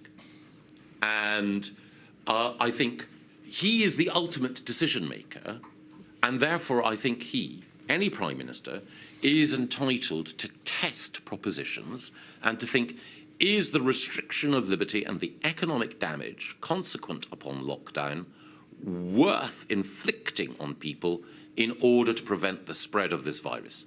I believe that the evidence was clear, but I think it only fair to the ultimate decision maker that they have a chance to reflect on the momentous nature of the decision and to consider arguments against it. I need to suggest to you, because of the material which has been received and the evidence which has been given, that it wasn't just a question of testing the opposing argument. The material was, as I've suggested to you, and of course it's a matter for you, all one way in public health terms. The suggestion has been made that he didn't just test the opposing arguments.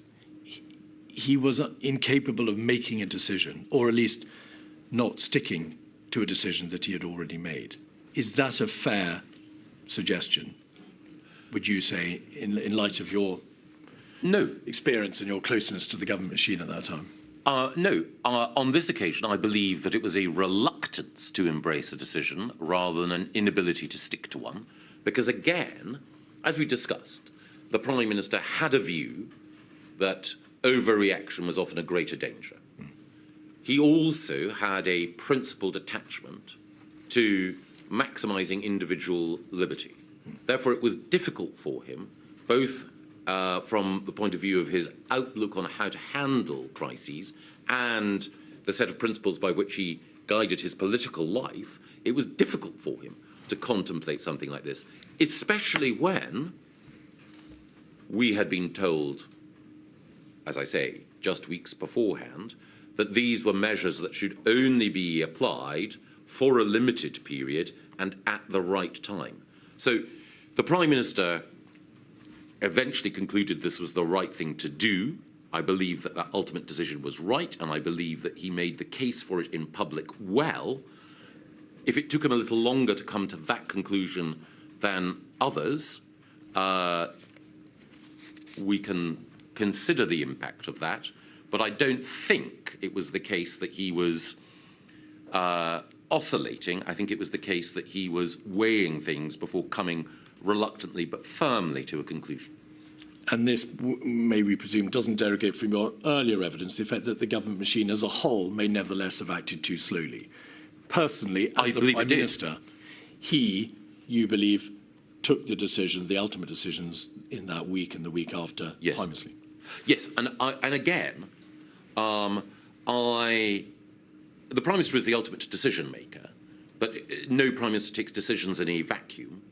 My view, it is with the benefit of hindsight, is that we should have acted earlier, but that means it is incumbent on all of us who believe that to look back and think, did we say or do enough sufficiently early in order to enjoin upon the Prime Minister the need for action?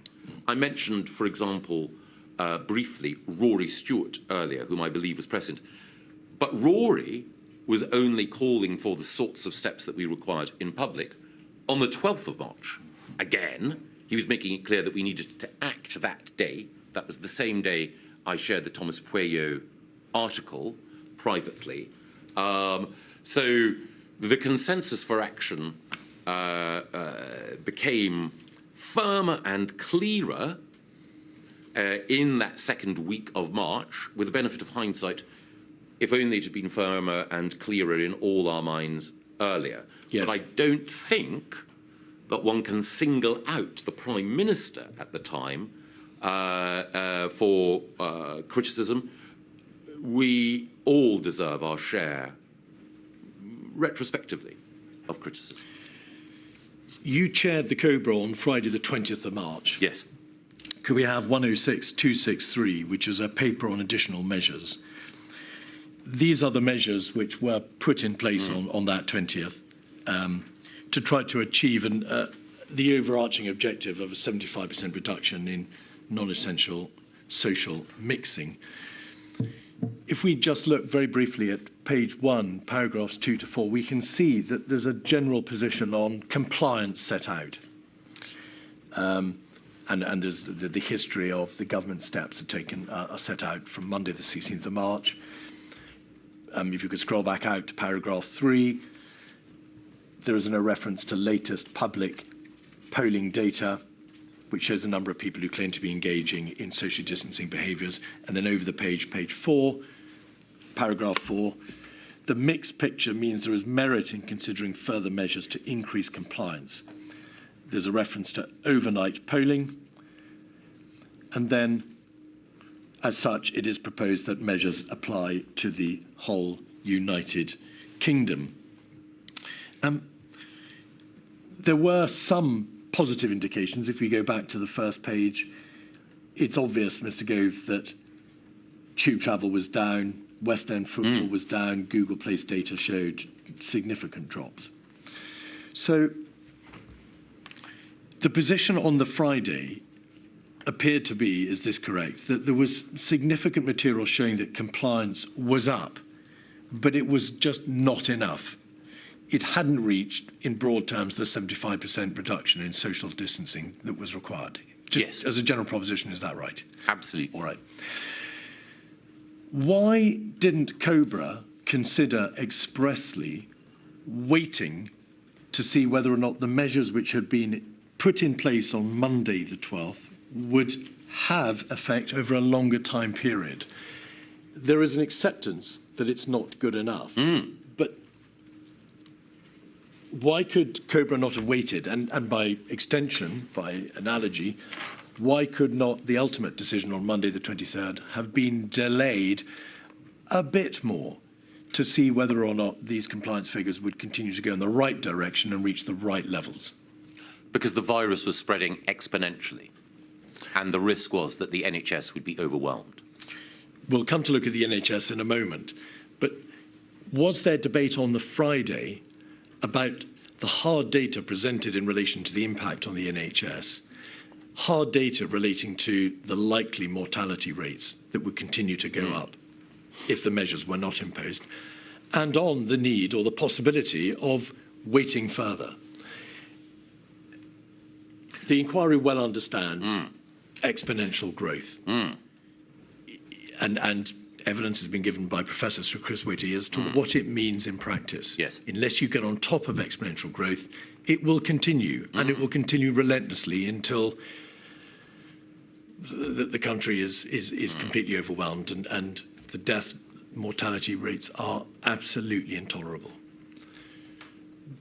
But it is a curve. It is a degree. Why was there not more debate about the alternative of waiting to see whether or not this would work? Because those of us who were taking decisions understood where we were in terms of the growth of the virus. The whole point about exponential growth, as we know, is the famous analogy of a grain of rice on the first corner of a chessboard. By the time that you get to the final other corner of the chessboard, then you are talking in terms and in numbers literally unimaginable. So therefore, as you move from 1 to 2 to 4 to 8 to 16 and so on, if you leave it for another day or another week, the numbers are so significant and so huge that you know that you have left it too late. And as Chris Whitty and Dame Angela McLean made clear, the measures that you take have a time lag before they begin to take effect. So you have the curve going up and up and up, and the measures not beginning to take effect for some time.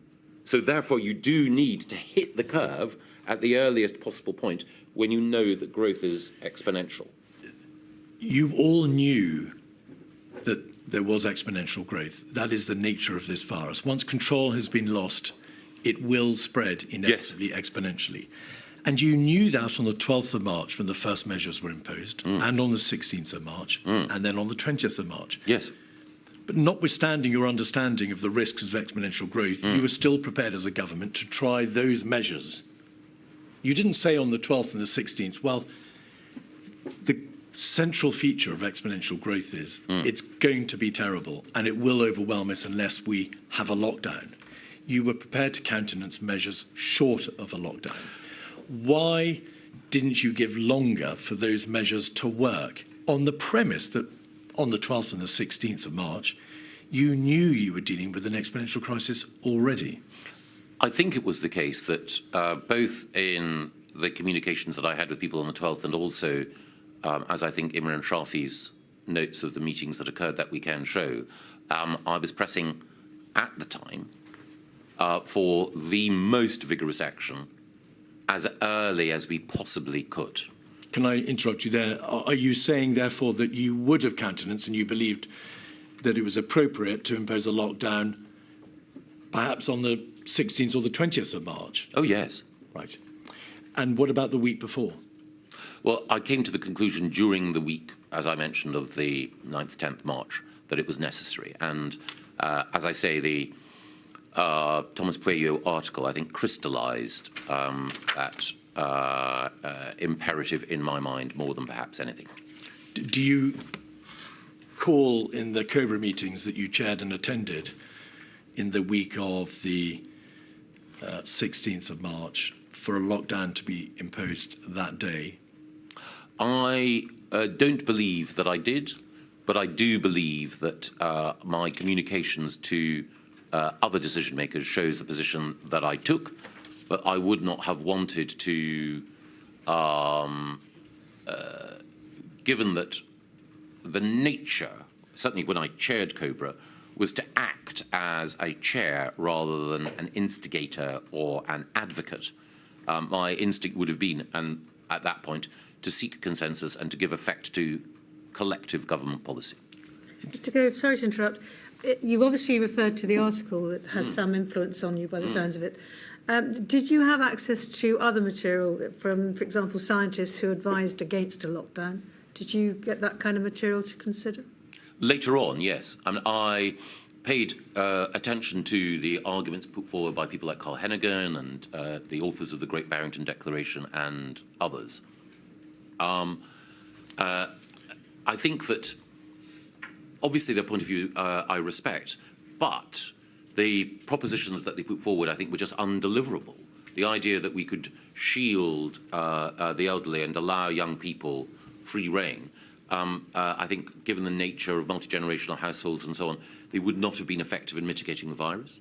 The second thing is that quite a lot of people have understandably said Sweden managed these things better. But again, the public, sorry, forgive me, many of those who advocate that we should have gone down the Swedish route misunderstand what Sweden did. Sweden was able to reduce social mixing by a greater degree of reliance on wide societal acceptance of those restrictions. We, as this Cobra paper points out, were seeking societal, compliance with those measures, but we knew that would not be enough and it was too late.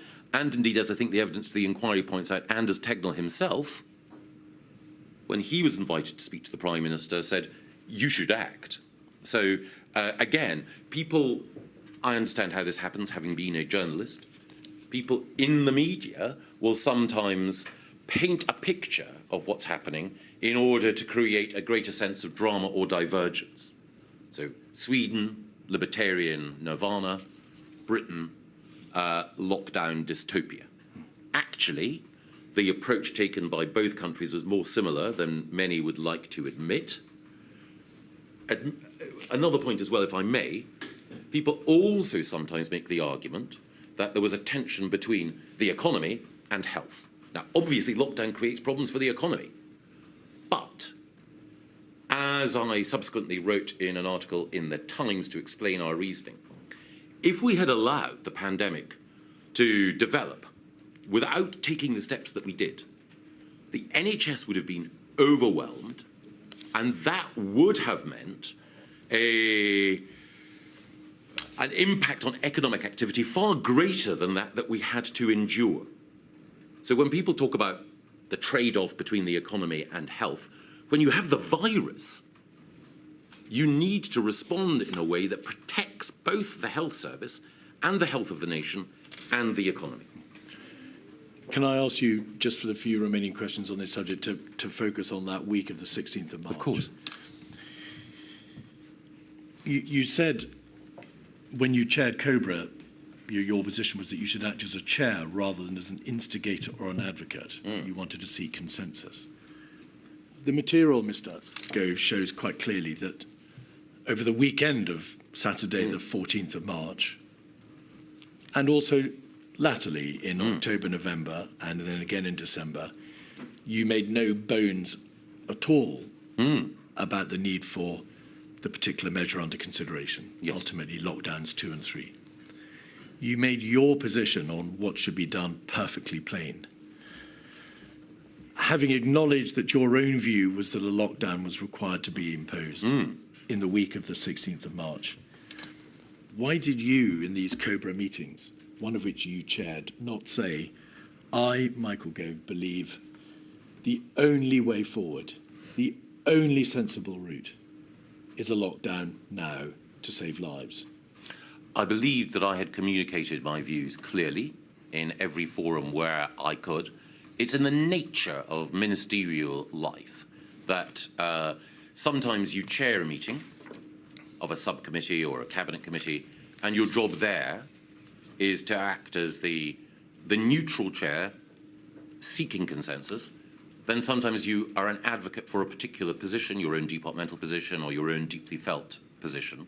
And I had been asked by the Prime Minister to chair that Cobra, and I was acting, as it were, under instructions. And I felt that that was the right thing to do to serve the government collectively. Again, it's, you know. In hindsight, do you regret that you were not more forthright in what you plainly and genuinely believe was the right course of action to take? Generally, people have always been unhappy when I've been more forthright in the past. But on this occasion, I should definitely have been more forthright. This was a matter of life and death. Absolutely. And that is why I believe that I should have been. Thank you. The decision to implement the national lockdown was, of course, taken on that Monday. And there was a Cobra. Could we just very briefly look at 56213, which is the minutes of that meeting? Just by way of quick observation, if we look at the first page we can see, of course, that well, there are a number of ministers there. Over the page, I should say, Mr. Gove, that that minute doesn't reflect your attendance, but you believe you were there. I believe I was, yes. Over the page, we can see officials dialed in, and then on page 4, paragraphs 1 to 3, we can see the current situation update. And there is more information given about compliance. It wasn't too bad, as with the Cobra on the Monday, compliance was there in large part, but the park attendance over the weekend had shot up. You can see that in paragraph 3. Standing back, this penultimate decision-making body, obviously the Prime Minister had the whip hand, but this penultimate decision-making body discussed compliance rates. But there was very little by way of debate over the economic and societal harm that would be necessarily done if these measures were to be imposed, over the terrible balancing exercise inherent in that decision. But also, again, no discussion at all as to whether or not more time should be given for the measures which Cobra, had imposed the very week before, on the Friday, 3 days before. Why was there not more debate about waiting to see whether or not those other measures, earlier measures, which by implication must have been sensible and well-judged measures, could be taken to have effect? Well, again, it was clear, certainly to me, that those measures had been inadequate. I think at the time that I was sceptical that they would be enough, but understood why people thought that this was proportionate. By definition, when you're dealing with any sort of crisis, you use whatever data comes to hand, whatever feedback there is, in order to adjust your response. Sticking inflexibly to a set of measures when those measures are clearly inadequate would be an error. But why were they inadequate? If only 3 days had passed and compliance was going up, just not fast enough. Well, quite. Why were they inadequate? Might they not have become adequate 2 days hence? I think you have answered your own question, that compliance was not going up fast enough and that more evidence was accumulating about the spread of the virus. Well, no, you knew already it was an exponential spread. You didn't know any more about what the ultimate outcome would be because that rested upon whatever decisions you might take on that Monday. But the basic feature hadn't altered. It was still an exponential growth. Yes. You put measures in place which you in good faith believe would do the trick. And only 3 days had passed, one weekend, before you then moved to the next ultimate level, a lockdown. Yes. And as we've discussed, my view was sterner measures earlier. And I think both the accumulating evidence but also the force of argument made it clear that more action was required. So if the conclusion that you're seeking is, did we adopt measures knowing that they were inadequate? I profoundly feared they would not be enough. But, of course, in any debate within government, you make your case and accept that you will not always prevail. Finally, on this topic, the NHS. There's very little debate in the Cobra of that day, the penultimate decision-making body, about the impact on the NHS. And in light of the time, I'm not going to take you through all the material. Well, perhaps we could just have up on the screen a summary of the material referring to the likely impact on the NHS. It's 274026. If we just very shortly look at this document, 274026, and scroll through to this time, which is around about the 21st, 22nd, 23rd of March, so pages 5 or 6. There are,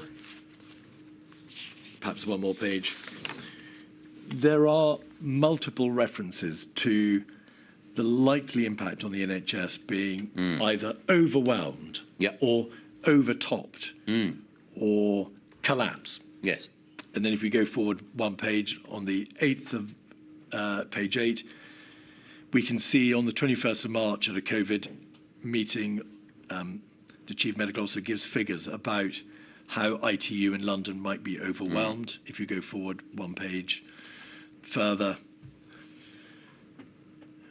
the Chief Executive of the NHS responds, dealing with the worsening situation, but how the NHS is aiming for more ventilated beds, more surge capacity, how it's going to make more hospitals available, and so on and so forth. And then over one more page to the 22nd and the 23rd of March, references to a major drive to free up capacity.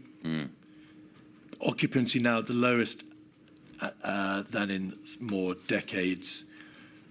Continuing at the bottom of the page, planning for ramping up ventilators, and then finally over one page to page 11. I'm sorry, it's rather a long question. References to doubling to the risks that the NHS would not cope. So, in light of all that, two questions, please. Firstly, to what extent did that COBRA body on the Monday look at the hard data relating to the actually anticipated impact upon the NHS, the figures, the ICU beds, the ventilators, and so on? Or did COBRA just assume that if it didn't act in the way that it advised, the NHS would just bluntly collapse? Several things. Firstly, one did not need to know the precise nature of capacity within the NHS to be influenced by the broad argument that continued exponential growth would overwhelm it. Right. By definition, there would be a level of growth that almost no health system could have coped with if the virus was left unchecked or if inadequate measures had been put in place. Both before and after, I and other ministers sought information and were informed about the precise nature of the capacity constraints within the NHS. And again, when we talk about beds, we have to recognise that for intensive care beds, you need not just equipment, but trained individuals, doctors, nurses, others. So NHS capacity constraints are driven by the number of specialists and by the equipment, as well as by physical capacity as well. We may go on to talk about the Nightingale hospitals that were built. While it was an amazing feat, I think the inference that some people drew was that you could somehow magic up significant additional capacity with the NHS at rapid speed.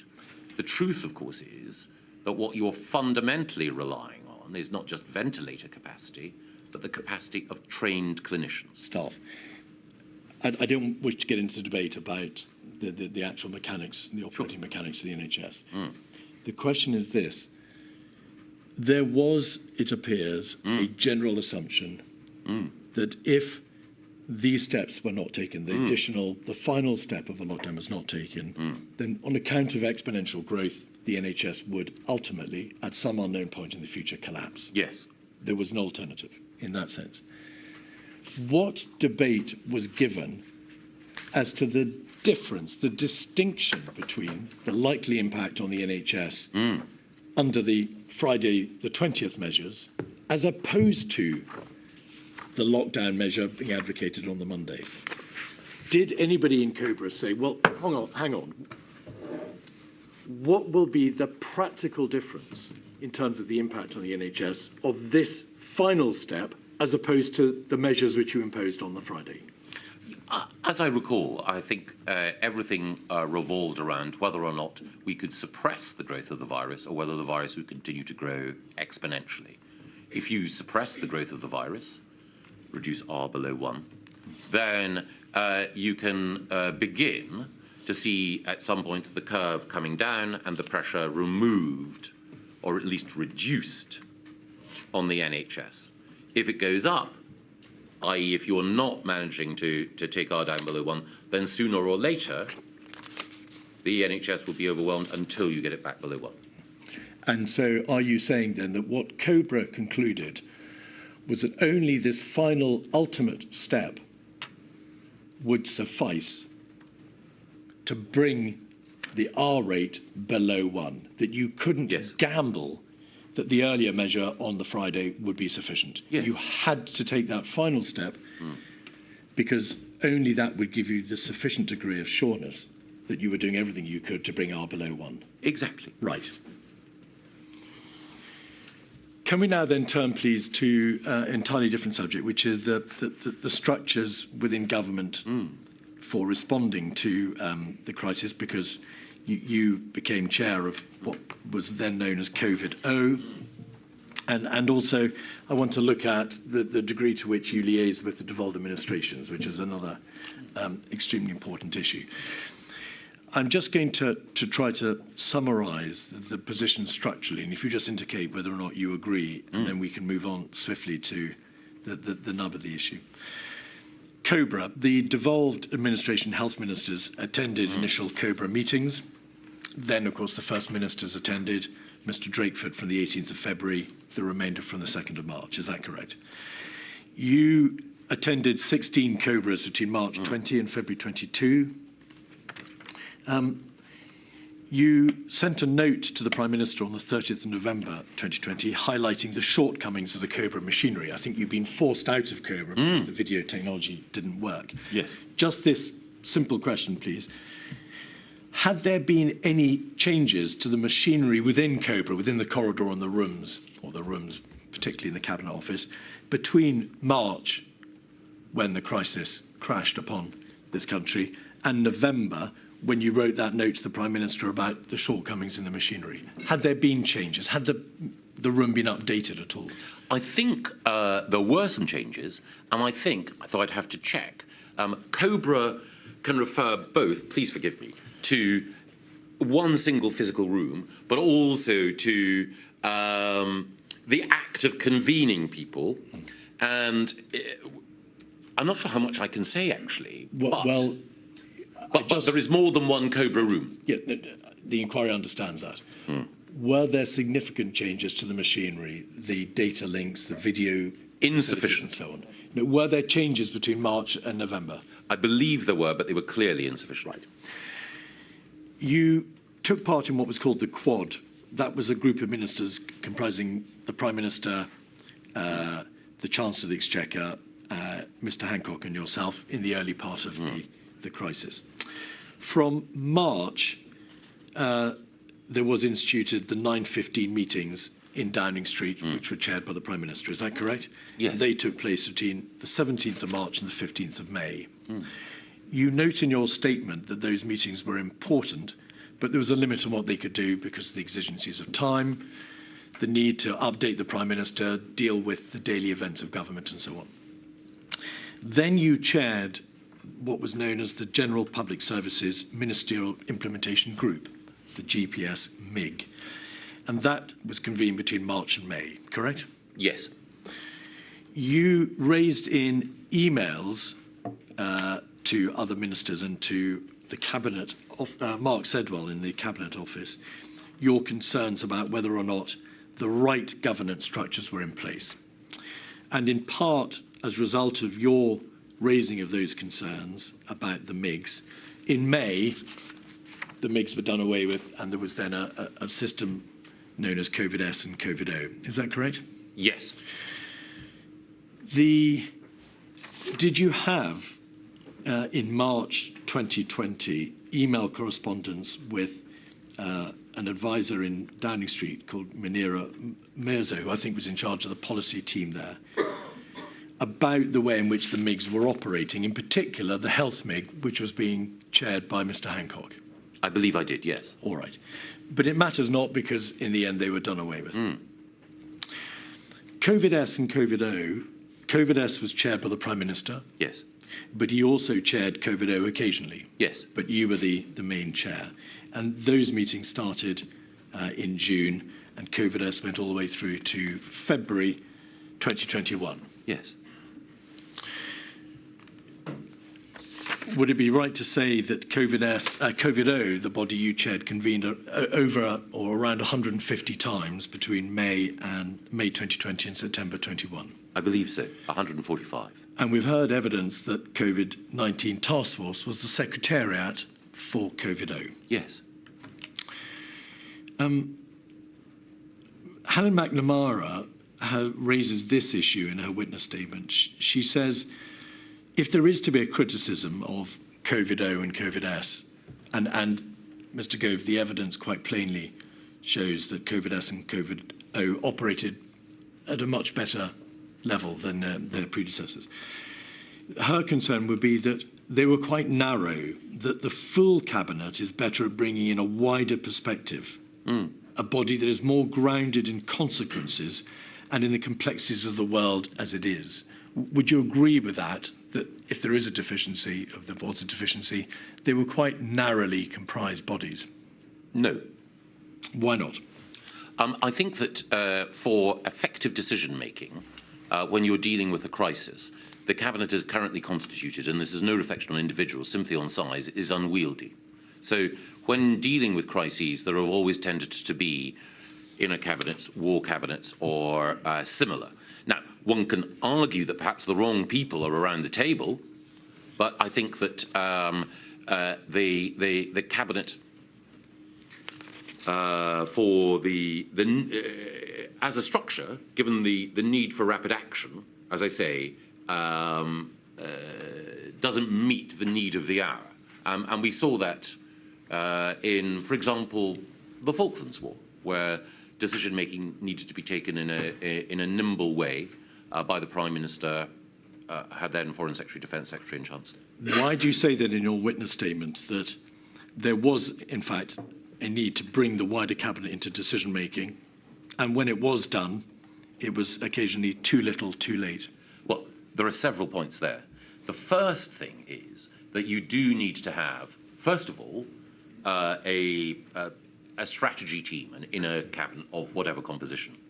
Then you need cabinet committees in order to give effect to operational decisions, hence COVID-0. I think it is the case that when you've worked up what those decisions are, you do need a broader cabinet discussion in order to ensure that there is appropriate buy-in, that there is political consent, that there is collective agreement. But all of these things are matters of judgment, and they exist across a continuum. So what I would say is the reason why we moved away from the MIG model is, as we alluded to earlier, there's a danger in having a department mark its own homework. Again, no reflection of any individual. COVID-0 allowed oversight across government of how each individual department was seeking to deliver towards the agreed goal. But Cabinet's role, yes, overall, I think one can look back at and say there were certain moments when Cabinet should have been involved earlier in some of that decision-making, but sometimes there was an understandable need for speed. That's perfectly plain. There was nevertheless, though, there were occasions when Cabinet should have been more involved than it was. You accept that. Was it the case, as we can see, that in relation to the 23rd of March decision to impose mandatory stay-at-home orders, that was, of course, announced to the country on the Monday. Cabinet didn't sit until the Tuesday, 24th. In relation to the second lockdown, the decision was effectively debated and resolved at a COVID Ministerial S meeting, yes, rather than by Cabinet. And in relation to the third lockdown, the driver for that decision came from a collective decision from the United Kingdom Chief Medical Officers that the whole country had to go into level 5. Would you agree with those as statements of fact? Yes. Right.